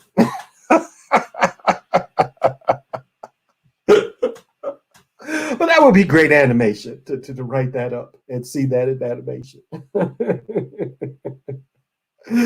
Yeah, he had enough. But I mean, he had lost it. Mr. Baker had lost it over nothing, over a 4th grader. There's nothing that a 4th grader could have did to make me jump on him. Punching. I told you the story where my friend's nephew jumped on my back when I was subbing, and I flipped him off. I flipped him. He jumped off me, and I kind of flipped him down. He was kind of stunned, but I knew his mama. And I called her. I called his mama. Like, yeah, this is what your son did. She beat his ass in the classroom. He embarrassing me up here, and she's socking him too. Like, hey, give it to him. Everybody let her whoop his ass back then. Now you want to condemn him, but she was whooping his ass. And hey, that boy's grown now. I dare say he's probably in his, probably older than my son Devin, a little older, probably almost 30. Or this guy is. So I had a teacher who threw my books at me and my papers on the floor. He luckily met my pops after prison, not before. Oh, it was like my dad. My dad would come in there and see people. My dad was a black belt in karate. Yeah, my dad didn't play with them people. Mr. Baker hit me with a ping pong paddle one time, and I called my dad. I'm like, Dad, this mug done beat me with a ping pong paddle. Yeah, he never touched me again. He hit me one time, and it's funny. He would hit other people, and they would do so much that we would be counting hits. He hit one dude with a ping pong paddle 20 times, because we would count it. One, depending on what you did, he would give them licks. And he did Randy Smith like that. He would hit girls. He had 3 or 4 rulers. Y'all remember the rulers had the little steel edges on both sides? And he'd take 3 of them together. And he would hit girls on their knuckles. He would make them knuckle like that. And he would whack the shit out of them. Yeah. Well, he hit me with that ping pong paddle. I like called my dad that night. My dad was up at school the next day and said, hit my son again. Jeffrey Lane, you should have stone cold stutter. Oh yeah, I flipped him off me easy. He jumped on my back and I like threw him down. Because he tried to tell his mom, like, Mom, he flipped me. And his mom said, did you jump on his back? She said, I'm glad he flipped you, and kept giving him the business. She's like, did you jump on his back? And she's like, yeah, well, he deserved to flip your ass. Lucky I will flip your ass now. Go far, Mr. Baker. I hope you all like wearing the sustainable clothing they have in the work for us. Basically, everyone will rent even clothes. Oh, wow. Okay. You can say that's abusive, but at least he didn't discriminate. No, he didn't discriminate. Girls got in trouble. He popped their ass too. The bum style of clothing is what they're trying to push. Raw rented stuff. Well, that sounds a lot like Brewster's Millions. Remember, Brewster couldn't own anything. So Brewster had to rent clothes because he went in there and it's like, for this money, you can get 1,000 suits. And remember, Richard Pryor was like, no, I just want to rent them. So he got all these custom made clothes and he was just renting them. And so when he had to give all his money back, he had to get his suits back. So all he could have to go in there was the clothes on his back. And that's a great movie for Richard Pryor. You got Richard Pryor and John Candy. And my famous line is when Richard gets the money, he's like, are you with me? And John Candy says, yes. And he says, let's go. And then they got a scene where John Candy, he does a Fred Astaire kind of thing because Richard Pryor, again, he's not owning anything. He's renting the suite. And he does the Fred Astaire where he runs down the stairs and he backs up. He kind of dances down the stairs. I mean, Richard Pryor and John Candy. And it's early in John Candy's career, but it's a good, funny movie. And it's one of my favorite Richard Pryor movies. He's like, are you with me? Let's go. Did they kill Richard or was it natural? Man, they started killing Richard when they started giving. See, what Richard did is Richard would go to Africa and Richard would get clean. And like what they did to Marvin Gaye, soon as he came back, the industry would start pushing them people at him. Because you can watch when Richard Pryor watch the Johnny Carson, when Richard Pryor comes back from Africa. He has a cane and he is the strongest you ever saw him. He had his shit together and he was strong. But again, Rich had a lot of strength. Rich, this is what's fucked up about Richard Pryor too. Rich was given The Color Purple and he was given Prince's movie. And because Jim Brown wanted to hold everybody black, he lost those things. And so Richard Pryor fires Jim Brown. Because I don't think people remember Richard Pryor was given $30 million when $30 million was worth about $100 million today to make movies. And he only ended up making one movie.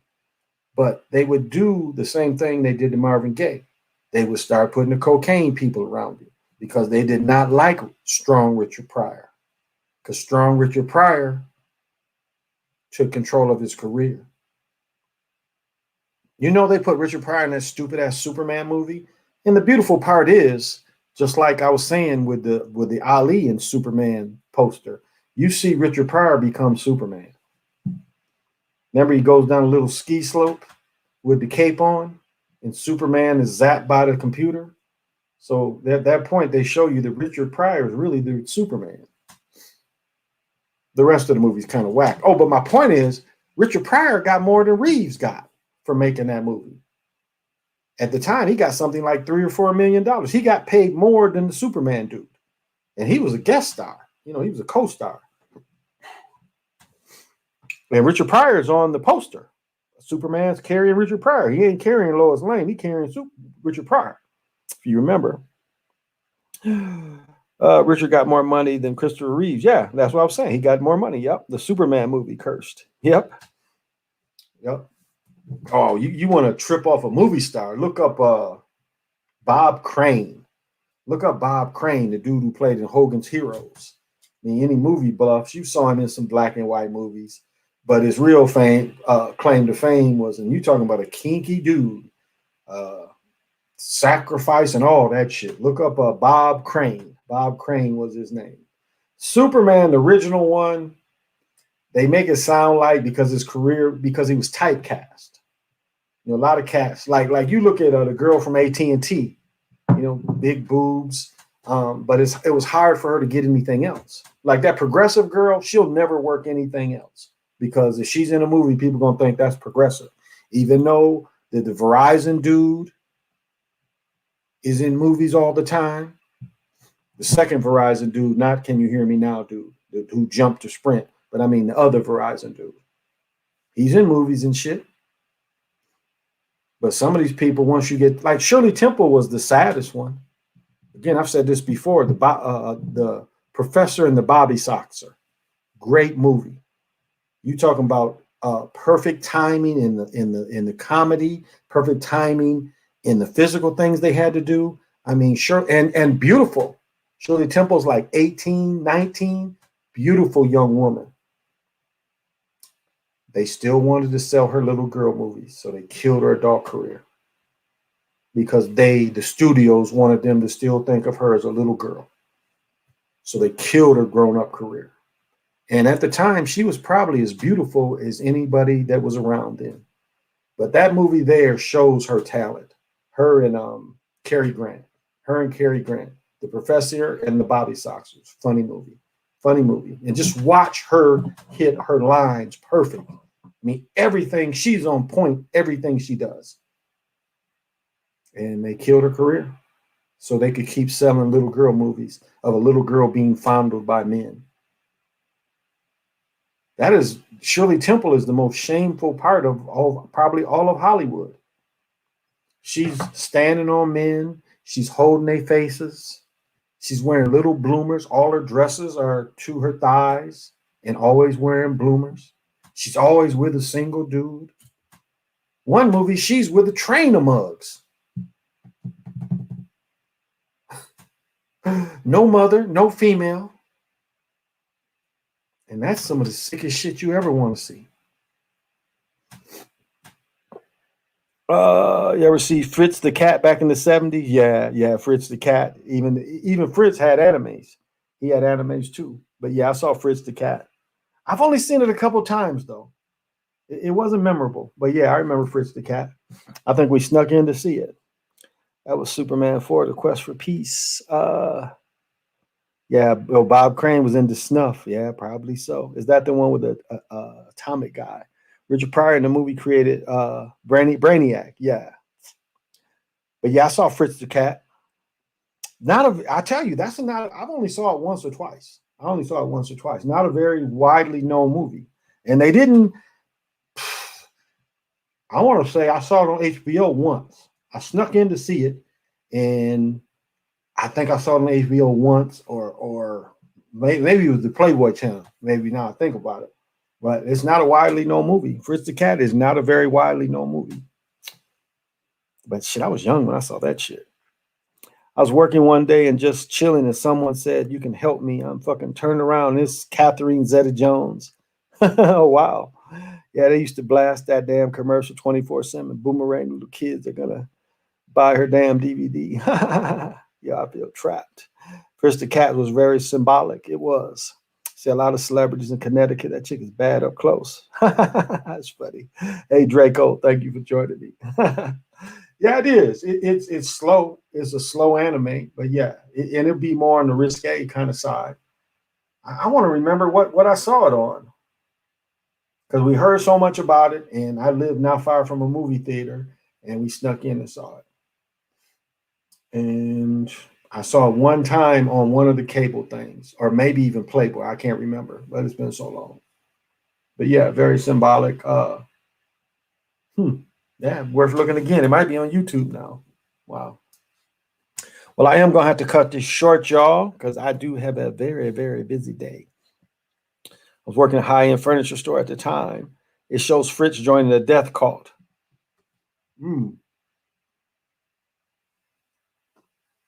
Oh, I'm trying to remember. Because he was doing a lot of the keep on trucking symbol. You would see the keep on trucking symbol used with Fritz instead of the original gift that it was. It was they would put Fritz the Cat in instead of the gift of keep on trucking. Yeah, that was 70 something. Man, what year was that? I was young. Yeah, not a very, very widely known, like American Graffiti. No, American. What's the anime with Jimi Hendrix is in the beginning and he's playing, and you see the same spaceman that Tesla used in that movie where that anime with Jimi Hendrix. I don't remember what that is. He blows up a power plant at the end. 71. So yeah, I was. So when I saw it, it had to be a replay. We must have snuck in when there was a replay. No, let me see. 71. I was 10. It wasn't much long. Yeah, we snuck in. It couldn't have been much longer than that. No later than 72 or 73 the first time I watched it. Huh, interesting. And then I saw it. I was in college. I saw it for the second time. When I try to go out of body, I feel dizzy, like I'm about to fly. I stop it because it feels dizzy. I typed in Fritz. The first thing I see is the cat fondling another cat's titties. Yeah, that's right. Yep. Yeah. Oh yeah. Fritz gets up in the movie. That's right. Well, Jeffrey, what did I tell you before? If you leave your body, you got to be grounded. If you get grounded, you won't feel dizzy. You're not grounded because you're too. I mean, if you want to go, we're looking at the chakras. Again, if you just mess with, and I don't really dig chakras. I don't practice it, but I'll just to give a kind of showing you what you're doing. So imagine your chakras are, if really you get into it, it is a bunch of them. It ain't just 7, but just say we'll go basically 7. I like 8 better, but we'll say 8 chakras. So imagine that you push them all out and you got these worlds in front of you. And so when you feel that dizziness, what you've really done is you've activated everything from here on up. So you've got these worlds up here activating, but the worlds below you aren't. And so that's why you're feeling that. So get a little dirt. Yeah, I would say get some dirt. You ain't even got to get a lot of it. If you can just break out some dirt, get a little dirt, sand would probably be easier to work with, and just have that around you, something like that. Again, crystals are better. I'm trying to think what else can ground you. You could even use ash. Ash could probably ground you as well. If you don't have access to dirt or sand, even ash, and just put the ash on the floor. So that way you'll activate everything. Just again, I don't fuck with chakras. It's not an old system. I think this one chick and I didn't hit it off because I told her that, and she's like, "Well, it probably existed longer. They just didn't know the name of it." Like, quit defending that shit. That shit is vibe out and up. There you go. How do you feel? How do you get grounded? Because that shit feels crazy to me to stop. Well, that's the thing. That's because you're not see what you're doing is you're activating this part of your body up.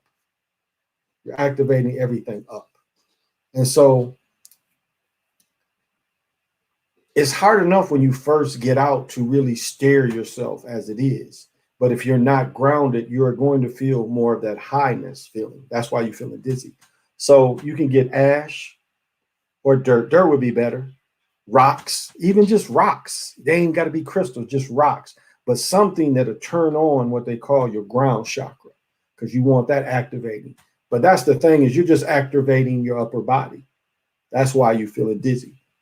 You're not activating the lower part of your body. So you're not even, it's not that all of it ain't coming out, but you're just coming out top heavy. That's where you're getting the dizziness from, instead of everything just popping out at the same time.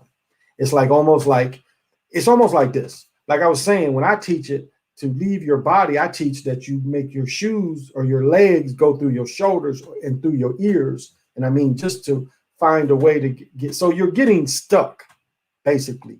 You're not active. You're not fully coming out. You're stuck. Like half of you are coming out. And that's the dizzy feeling you're getting, because you're activating too much of this going up. So you're not, so it's out of balance. Maybe that makes more sense. It would put you out of balance that way. So, or even this, Jeffrey, take off your shoes. You could even, if you got a tub of water, you know, like to soak your feet or something, you could even put your feet in water. And maybe just you can find a few rocks. They ain't got to be crystals, just regular rocks. And just have some warm water. You don't want your fucking feet sticking in no cold ass water. I ain't trying to shock you. And that might give you the grounding you need. But you're in Connecticut, yeah. So you're near the ocean, yeah. You're not far from the ocean. That might work for you. Sand would probably work best. Get enough sand that you can put your feet in it. That would be easy too.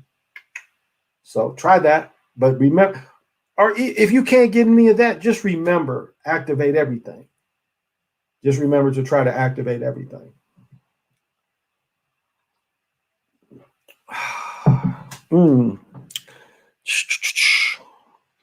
Robert Harris and Bernie Mac both came from Chi-Town. Yes, they did.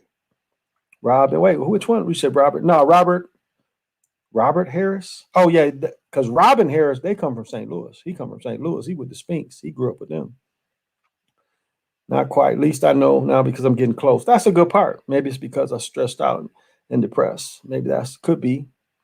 There's a beach in my city too. Yeah, get some sand. Yeah, then get some sand. If you can get some sand, and just, you know, I ain't saying get, you know, a whole bucket full of. You don't need just a little bit. Just grab a little bit, but have it somewhere near you. Even if you have enough to put some on some paper and stick your foot in it, that'll help you ground, because you want everything to activate. And I can see where you're probably coming from. Again, you can get like my son would always get his feet stuck. And it was hard for him to get his feet stuck until I told him. I was like, you know, when you come out, you want to come out, and you don't necessarily have to come out straight up all the time. But for a lot of people starting, it's again, you think of your feet coming out. I say the ears, I just say your feet coming out like between your shoulders and your ears. I just find a lot of people I show that they have an easier time understanding that. Whereas your feet come out here between your shoulder blades, and, you know, so between here and your ears, it's a lot easier for people to understand that, because people get kind of stuck. A lot of people can feel themselves coming out, but they have a hard time with their feet coming out. And that's why I teach that, you know, really try to, you know, this area here is where you can, it's like almost like a toaster coming up. So try that. That might work for you. I hate wearing these masks in public. I find it funny, even though healthcare workers don't even want to take their own. Exactly. It's again, you look at, it's a stupid thing. It's a very stupid thing. And it's a very thing that says obey. It says obey.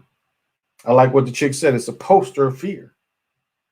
It's a poster of fear that the shit could be anywhere. And it ain't a kind of disease where it's going to be anywhere. Right now, we are in the middle of flu season. Thousands of people die every year from the flu. I mean, tens of thousands. Every year, people die from the flu. It's a natural occurrence. When you come out, can you still see the real physical world in real time?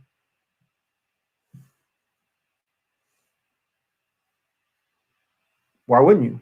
It doesn't go away. You can look down and you can look at yourself. You can look at yourself. Yeah. When I first teach it, I do kind of teach that you look at yourself. You look at yourself. You look at your surroundings. That's what I teach. When I teach to go out your head, you look again as you go each step. You look around. Like with the one step I teach when you're like with the ceiling, you look around. You look at the ceiling. You look down at yourself. Then when I teach that you go through the house and on top, I teach that you look at the building, look at the buildings around you, look at your neighborhood. And then as you elevate higher, I teach so yes, absolutely, you still can. I would say at first, see those things in between messing with tunnels and stuff at first. Feel that freedom of leaving your body. But yeah. So yeah, you can look at yourself. That's not, you don't lose that. I am from the Gulf Coast of Mississippi, and our scenario is the beach. We're surrounded by sand down here. Ooh, nice. When you come out, you can still see everything. You don't have to turn it off. That's the second part. When you concentrate on going through, other people tell you to put on that's against the law. You have to be licensed medical professionals to recommend someone to wear it. But who is keeping score? There you go, YT. Who is keeping score? I can see myself when I do it. I just can't go anywhere. That's fine though. That's fine. You don't need to go anywhere. If you can just look and see yourself, that's a good start. That's a good start. I mean, I only give that practice, well, one, to go see what the fuck is in space to see, to see for yourself. But yeah, I mean, you don't have to go that high. If you can fully make yourself go out, that's fine. Because what happens is you will start seeing you'll catch the spin because it's just a natural thing. And then you can start going on and then, concentrate on going forward. Because even it's like the way I teach, when you put a person that comes out and it basically, can stand on your head, it's another you standing straight up, not really standing on your head. And it's naturally going to want to spin. But what it is it is spinning enough to get you through. And so there comes a point where you want to go forward. Again, when you get in that thing, there's nothing behind you. You're in the middle of everything. And so once you get used to that and then you go forward, you discover the golden ratio. And then that's where you even move above karma. I don't really fuck with karma either, because you can live above karma. Because what they teach you in karma, the shit goes like this. And so you should be looking at that shit too. Like, well, I may have fucked up a little bit, but oops, I'm up, and karma comes right under me. So microscopic. Hey, man, they even came out with the news and lied about wearing multiple masks. Yeah, the little elf was doing that virus transmission. That's bullshit, because it's already seen forensically proven that masks don't stop anything. And I think Super Sly showed a box, or maybe it was Nick that showed the box. And yeah, they tell you the mask ain't gonna do shit. I left my body and saw a person hiding behind a computer screen on the other side, as it was another person monitoring me. Yeah, that's not uncommon. That's why that is. Eyes always like a big ass hole above me or us. That's not uncommon. I'm only pausing to say that, again, they can be in that shit too. You have ancestors that can be in there. So it's not uncommon to see faces. As you go through, it's not uncommon to see faces. Again, you can come up against what they call in the Tibetan Book of the Dead, an unwrathful energy. And it's your thing is to make that unwrathful agreeable. Because a lot of times is you don't show fear. Because a lot of times you can come up to some shit and it'll scare you back into your body. And then they'll think that shit works every time. Where the next time you have a ping pong paddle and you're just like, bop. You ain't got to do that. You can, a lot of times they just want to know that you see them as you move through. So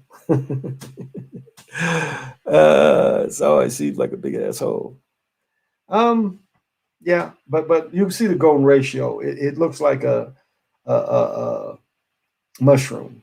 kind of a big mushroom that's just right there. And it's cool to understand that part, because part of you being able to move is being at that level, because you can move around and you'll see it and you'll go past it. But what you got to realize is you want to go up above it where you don't even see it anymore. And so maybe the first year you might just get to a point where you see the golden ratio, and that's okay that you can see that. But eventually you want to rise above it. I got to see both teams play each other healthy. I saw the person. Both teams, I missed it. Oh, Nets or Lakers? Andel. I still like the Lakers. I fought a demon, and as I choked him into the floor, I grabbed him by the throat and read his energy. I woke up with a cold feeling in my body. Wow. That's good to know that you could beat it. Because it is very possible to beat the ass. That's not an impossibility. Sometimes you got to know your own power. Like I was saying, the one I fought in the house, I was fighting it and I was like, okay, let me try this realm. And then I went into the dream screen. I was like, okay, I was just trying to find a place where it was uncomfortable, because it had to adjust. And then as it tried to go in the dream screen, yeah, it couldn't do that. When it went into the dream screen world, it killed it. It's like, oh, it was funny watching. That motherfucker was like Dorothy and the Witch when she threw water on that motherfucker. That motherfucker with that shit, the shit just like laser blasted his ass. He was like, oh, yeah, motherfucker, got your ass. And the dreams was easy then. He bothered my son, so I had to go after him. Would you say that they are mixing every sickness with crisis, or was it somewhat real at first? I'm trying to figure out why I never got sick. Well, this is the thing: it's a flu, it's a cold. COVID in itself is a cold. So it's mostly everywhere. Like the cold is everywhere. So that's all it is. It's a cold that they've made that affects people in different ways. That affects people from all the shit they put on us, from all the shit they put in our food. That's why it really ain't no way to eat healthy. It's really not. All the food is fucked up. And that is why we know it's all an illusion. I mean, food does not taste the same. I mean, if you're 30 years old, you don't really know how a lot of food really tasted. Like I was talking about last night when everybody had hamburger grinders. Wasn't no such thing as you buy a hamburger from the store. You got some beef and you ground that shit yourself. I can remember when McDonald's started giving out that whatever the fuck they had, and Burger King food tasted normal. Now that none of it, Wendy's, none of them taste like that. You got to go somewhere like Red Robin's or well, I went to Applebee's last week and that shit wasn't too good. So that shit wasn't good. But I'm just saying, it's other places you can go to get real hamburgers. But these fast food places don't serve real hamburger anymore. Now, McDonald's meat tastes a little better. You know, if you like pancakes with the hockey puck sausage, that's what McDonald's gives. Here's a question for my people down south. Do they still have Biscuitvilles? Because Biscuitville used to make a steak sandwich, and they made a country fried steak sandwich. Oh, that was I worked for the water department for 3 years. I ate that shit every day for 3 years. Put a little jelly and a little mayonnaise on that thing. Oh my goodness. But Biscuitville, does that still exist? Do they still have Biscuitvilles? Oh, trolls will never make it here, best believe. My bad, y'all. That was not on purpose. About what? About what? I'll biz about what? But somebody tell me, are still Biscuitvilles down south, or they got rid of the Biscuitvilles? Biscuitville is delicious. So they still have those. Rocky, they still got Biscuitvilles. When I lived in Greensboro, that was and plus I liked this girl at this one, so I went every day. That was like, it was cool working for the water department. We got all kind of fucking breaks. Oh, okay, so they still got them. Okay, yeah. Their country fried steak biscuit. Oh, you talking about a big ass biscuit like this and jelly? Put mayonnaise on, a little bit of mayonnaise on the bottom and put jelly on top. And oh my goodness, that was some good eating. You can hardly get country fried steak up here. You rarely see it. I think what's it called? Biscuit or no Country Kitchen. I think that's the only place you can get it. Hey, when you said under 30 wouldn't know real taste like real food. Yeah. No. You 30 and under, you don't really know what real food tastes like. Your life has not really seen real food. No. So that if you were born, if you were born 89, 90, you don't know what real food tastes like. My mother grew up on a farm. Her grandfather, my great grandfather, had a farm. Everything. They made chickens, everything. They ate off the farm. And even she was noticing, my mother says the same thing, that the steaks don't taste the same. The food doesn't taste the same. Even the vegetables, even the fruit, they don't taste like they tasted 30 years ago. Yeah, and that's sad. That is sad. Subway and pizza are safe outside of fast food. Okay, Draco. Did you see Biden and Kay at the CV more yesterday? Yeah, I think so. Doritos is different too. Damn, I was born in 90. Jay. No, I'm not, I'm not joshing. The food tastes totally different. Like when I was a little boy, you think a little boy could drink a Coke? Do you know what a Coke felt like? When in the 60s, like when I was in kindergarten in 66, do you know what a Coke? Do you think I could just drink a Coke down? The shit would gag me like I was drinking liquor. I mean, no cap. A child couldn't drink Coca-Cola. It was too strong. It would gag you. It was so strong and so acidy. Doesn't taste like that anymore. And I love New Coke when it first came out because R&J Brandy and New Coke was the best thing I'd ever made. Then they took it away. And that other Coke. But when I was a little boy, now my daughter could drink a Coke if I let her.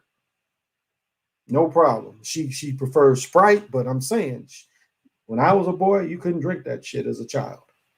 You wasn't seeing children just going to the store getting Cokes. They was getting Fagos and other shit. Tahitian treat. That's what most children drank when I was a boy. Because you couldn't drink Coke or Pepsi. It was too strong. Now you see them drink that shit like it's nothing. It shows you the shit's changed. Yeah, it's sad. It's sad that it's changed. The air don't seem the same. Fish ain't even frying in the kitchen. I couldn't comment. Had real cocaine in it. Well, no. Oh, gosh, let me read this shit. Yeah. You remind me. Let me see where I put this shit.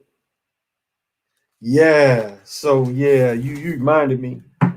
I was supposed to say this last night. I forgot. So, I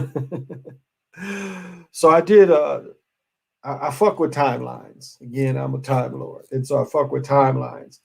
And so I went back into the 1880s when they was having that cocaine Coke in it, and this is what it was. You would drink one of them Cokes with the cocaine in it, and the shit would make you forget that it ain't no TV and radio. I was hanging around the ice cream parlor a little too much, but the shit would make you literally forget that it wasn't no TV and radio. The shit was so wonderful just to drink a drink that gave you that euphoria feeling, that euphoric feeling. I was at the ice cream parlor every day and took a couple Cokes to go. But it was interesting. I wanted to see if that shit was what they said it was. And hell yeah. They had candy with cocaine in it. Candy. Cough drops with real cocaine in it. I mean, you're talking about some. And this is the thing. This goes into another thing. And I'll get into this and then I'll have to go. So one thing when you watch Al Prophet, when he talks about the dope dealers, he gets into the dope dealers of the 60s and 70s. Some of the brothers talk about penny caps. And what penny caps is capsule pills. So what they had, the people hustling, the younger dudes hustling could sell penny caps. And what penny caps was capfuls of heroin. And you would sell them for $1. But one point you have to understand, like this professor just came out and said he's a heroin junkie. I talked about my roommate that was in Vietnam. My roommate, far as I knew, he only shot heroin on the weekends. He was speedball and all that shit. He was not sick. He worked with me every day. He lived with me for about 7-8 months, but we worked together for about 2 years. Never saw him sick during the week, shot heroin on the weekend. But getting back to Detroit, in the 60s and early 70s, heroin was so cheap that you could get these penny caps of heroin. So you had all these middle-class people working in the plants, General Motors, Ford, and Chrysler in Michigan. And you had all these people on heroin. When it's affordable, there ain't no heroin junkies. You understand what I'm trying to tell you? When it's affordable, there ain't people tripping about it. You had what was called a functional junkie. They went and did their work, got home, shot heroin.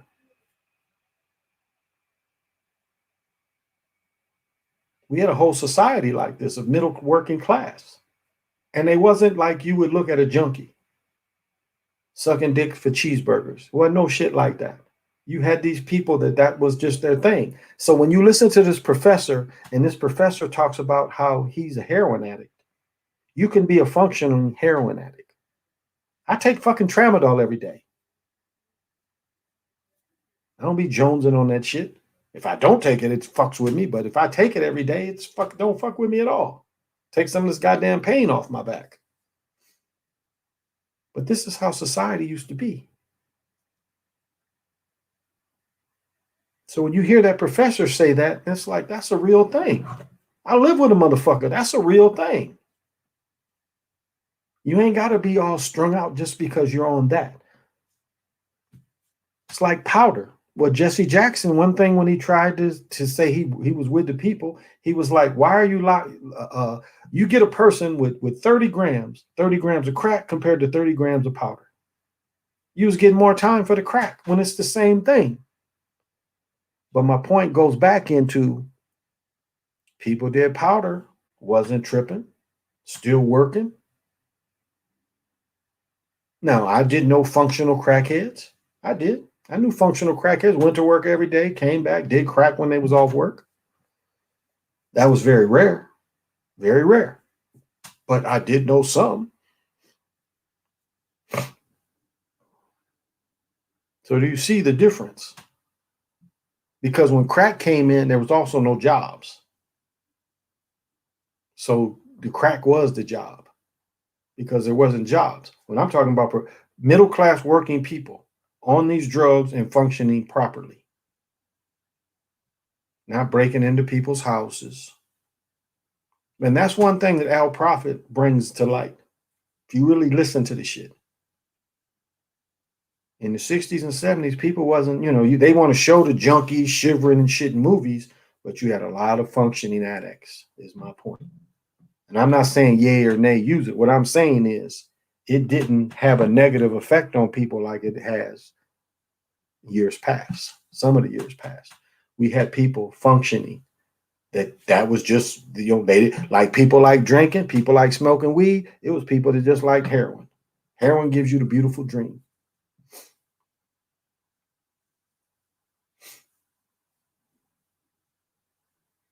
And I wanted to bring that up. Because that used to be a thing. I mean, powder was always looked at as a higher than crack. It's like the people that did powder didn't fuck with crack. Now, you try to give powder to a crackhead, it will do nothing for them. It won't work quick enough for them. You smoke crack, you get the instant thing. You do powder, it's not as instant. Now you shoot heroin, or excuse me, shoot cocaine. I mean, my roommate would do the same. He would do that too. He would shoot cocaine if he didn't have heroin. He would just straight shoot cocaine.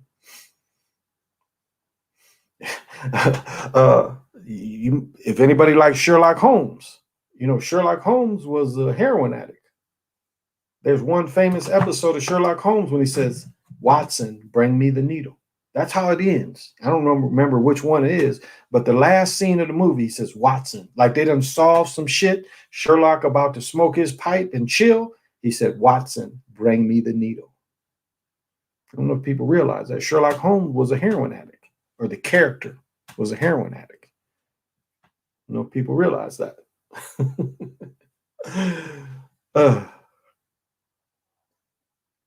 And don't get me wrong, I'm not glorifying the shit. Not glorifying it. But what I'm saying is there was a time where society still people functioned with these addictions. It didn't destroy families. Because think about it. Being addiction and having a job is different than being on addiction and there ain't no jobs. And that's what happened to the crack thing. They took the jobs away, brought in the crack. The government brought in the crack. The CIA invented crack. Because again, the process for base is way more expensive. People wasn't going to buy base like that. I mean, the prices for cocaine ain't really never changed. $50, what is it? $50 for half a gram, $100 for a gram. I mean, that shit is still kind of today. The prices have been pretty consistent, or at least the measurements have been pretty consistent.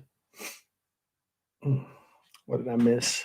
Communism on horizon, looking up soft, white underbelly, Patrick, starving people worse than crackheads.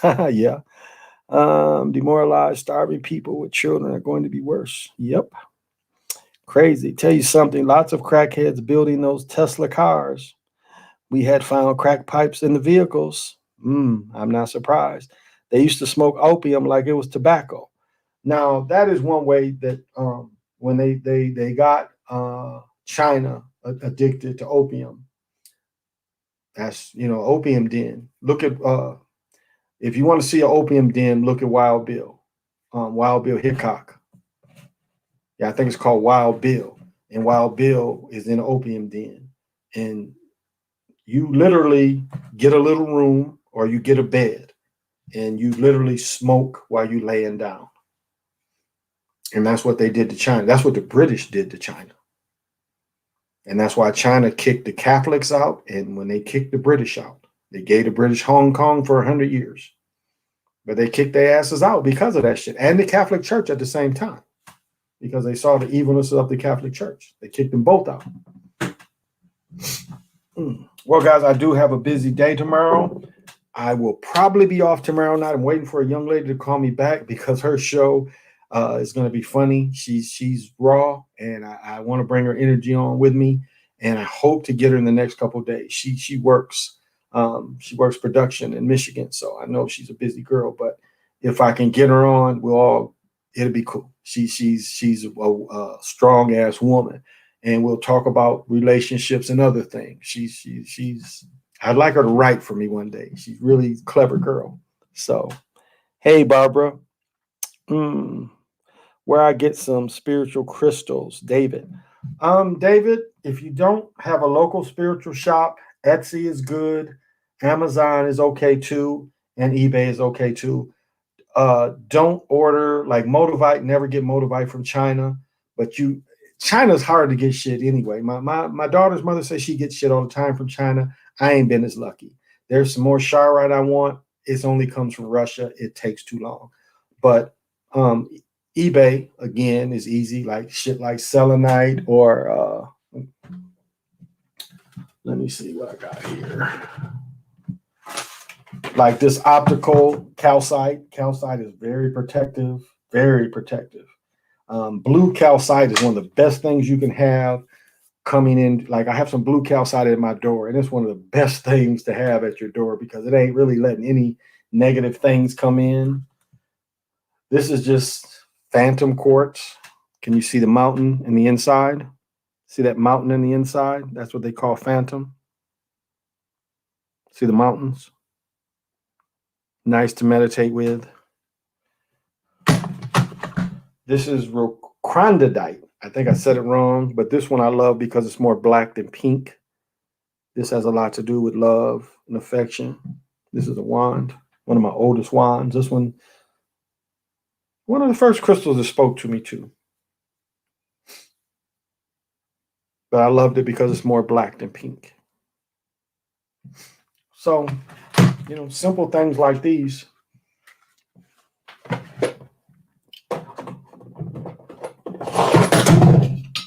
Petoskey stones from Michigan. I had one of my friends. She was up in northern Michigan. She sent me these.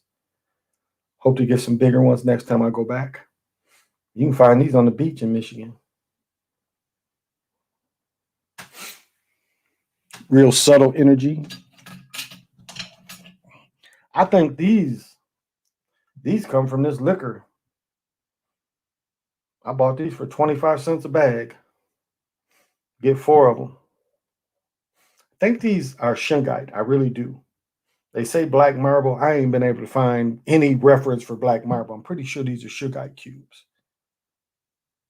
And got these for 25 cents. Because what my local liquor store does is they don't sell the Christmas gift box. The way you get the glass and shit. They sell all that shit separate. They sell the glasses. I got a Hennessy stirring kit that they just gave me for free. I get stuff so much. There is fake. If you want lucid dreaming, I recommend solidite. I got some blue solidite. Can you break a crystal, 2 pieces of it for a chain or something? Do you mess with it doing that? You can break it up. It's hard. You got to have the equipment. You can buy beads already done. Just depends on the crystals too. Crystals is glass, remember, so it's not uncommon to break them. I would try to find them. Like you can get necklaces. You can already get the beads drilled out, where they're drilled out already. But you can get that on eBay, Etsy, Amazon. You can already get them drilled out. So you ain't got to break them. So harps know to spread disinformation. My solar die broke in half. I used 1 piece on each side of my head and it let the energy. Yeah. It was like I was trying to show my mother. I gave her a great thing for headaches is smoky quartz. And you hold a piece on each side. Or if you got like the more sinus, then you do your like here. You have it, one pushing it out, the other one, catching and releasing it. So those are some good kind of cheats that you can get with. So it's no rhyme or reason on what crystal you want. There's a lot of inexpensive choices. You don't have to spend a lot of money. You don't. So yeah. Snow is made up of ice crystals. So how come when you burn ice, it melts perfectly fine? Do they have glowing crystals because, well, it's not that they glow, but what you find is this. Let me see if I can get it to do it. They're luminescent. And so, do you see? I don't know if I can. You see how it's luminescent when you put a light up next to it? So that's what you're seeing is the luminescence of it. And I don't know if I can really show this. You can get a little bit of look, but some crystals have luminescence when you put lights on them. And so they glow only when you put lights on them, though. So, yeah. Well, I do got to go, guys. I got to get up in a couple of hours. I got a lot of damn driving to do tomorrow. I'm going to be on the road all day. But that's okay. That's how life is. But thank you for letting me come on. I don't think I'm going to be on tomorrow night. Usually I take Wednesday mornings off. Just do need a day of rest. Maybe I might even need 2 sometimes. But I should be back on Thursday morning. But this has been the Chocolate Mountain Show. Thank you for the comments. I appreciate. Thank you for everyone. Again, I don't come on and try to ask anybody for anything. I give freely.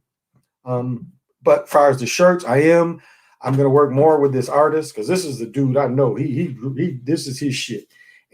But this one was just really a prototype of trying to get more.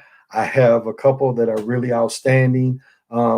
Yeah, really found some couple. We found the quality. We found the place that makes them and everything. So I've got a great supply chain now. And that's really what I've been waiting for.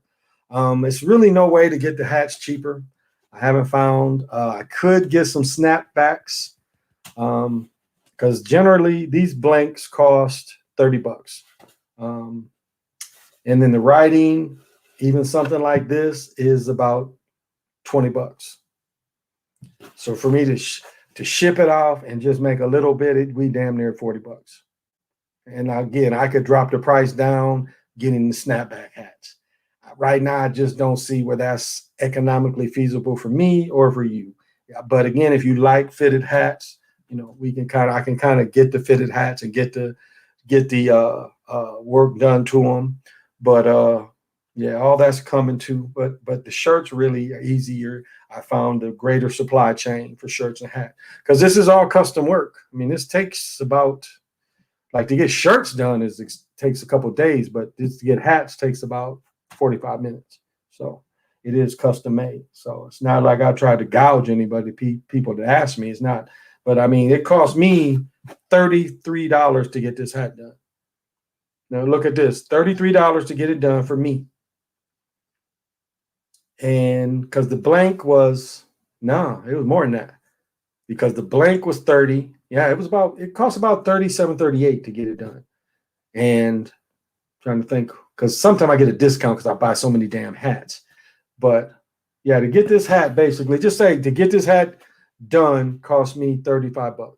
By the time I ship it and to make a little bit of money off it, I mean, I don't see that it's feasible for you. I think it's expensive because by the time I would send it to somebody, it'd be around $40. And that's just the price of shipping it and me making just a couple bucks off it. Not trying to really get anybody, but that's just the reality of what it costs me. Right now, I have not found a cheaper price. The snapbacks are like $15. That's about the cheapest I found, the snapbacks. And generally, the writing like that is almost $10.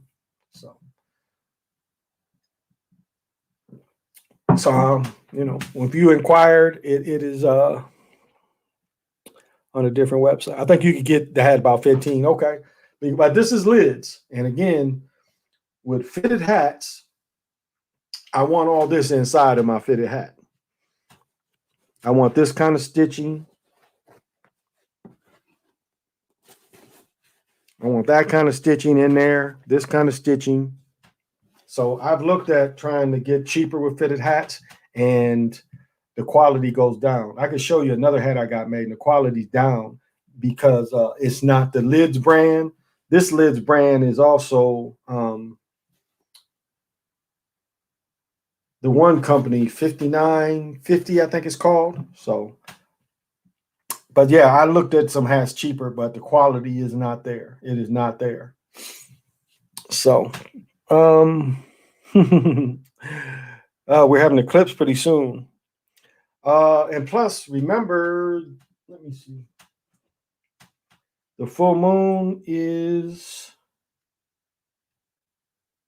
let's see, the full moon is Saturday. So I'll do a little full moon energy. Those of you know how I do full moons. I put out all the sounds, all the vibrations. And so those of you want to join me for the full moon Saturday, we will be bringing that in. I will find the times that it comes in and maybe have to do it earlier depending on what time the full moon peaks. But again, the full moon energy is generally good 3 days before and 3 days after. So, well, this has been the Chocolate Mountain Show. I'm your host. 8 Wind is timeless. I am the holder of the continuous ball game of the Hero Twins. And as I end with Eshan. I end with his poem. Not a New York rapper or a LA gangbanger. I'm just an old school Detroit crack slinger. I know that I'll never go to heaven. That is why I carry around my 357. Thank you, everyone. Till we meet again.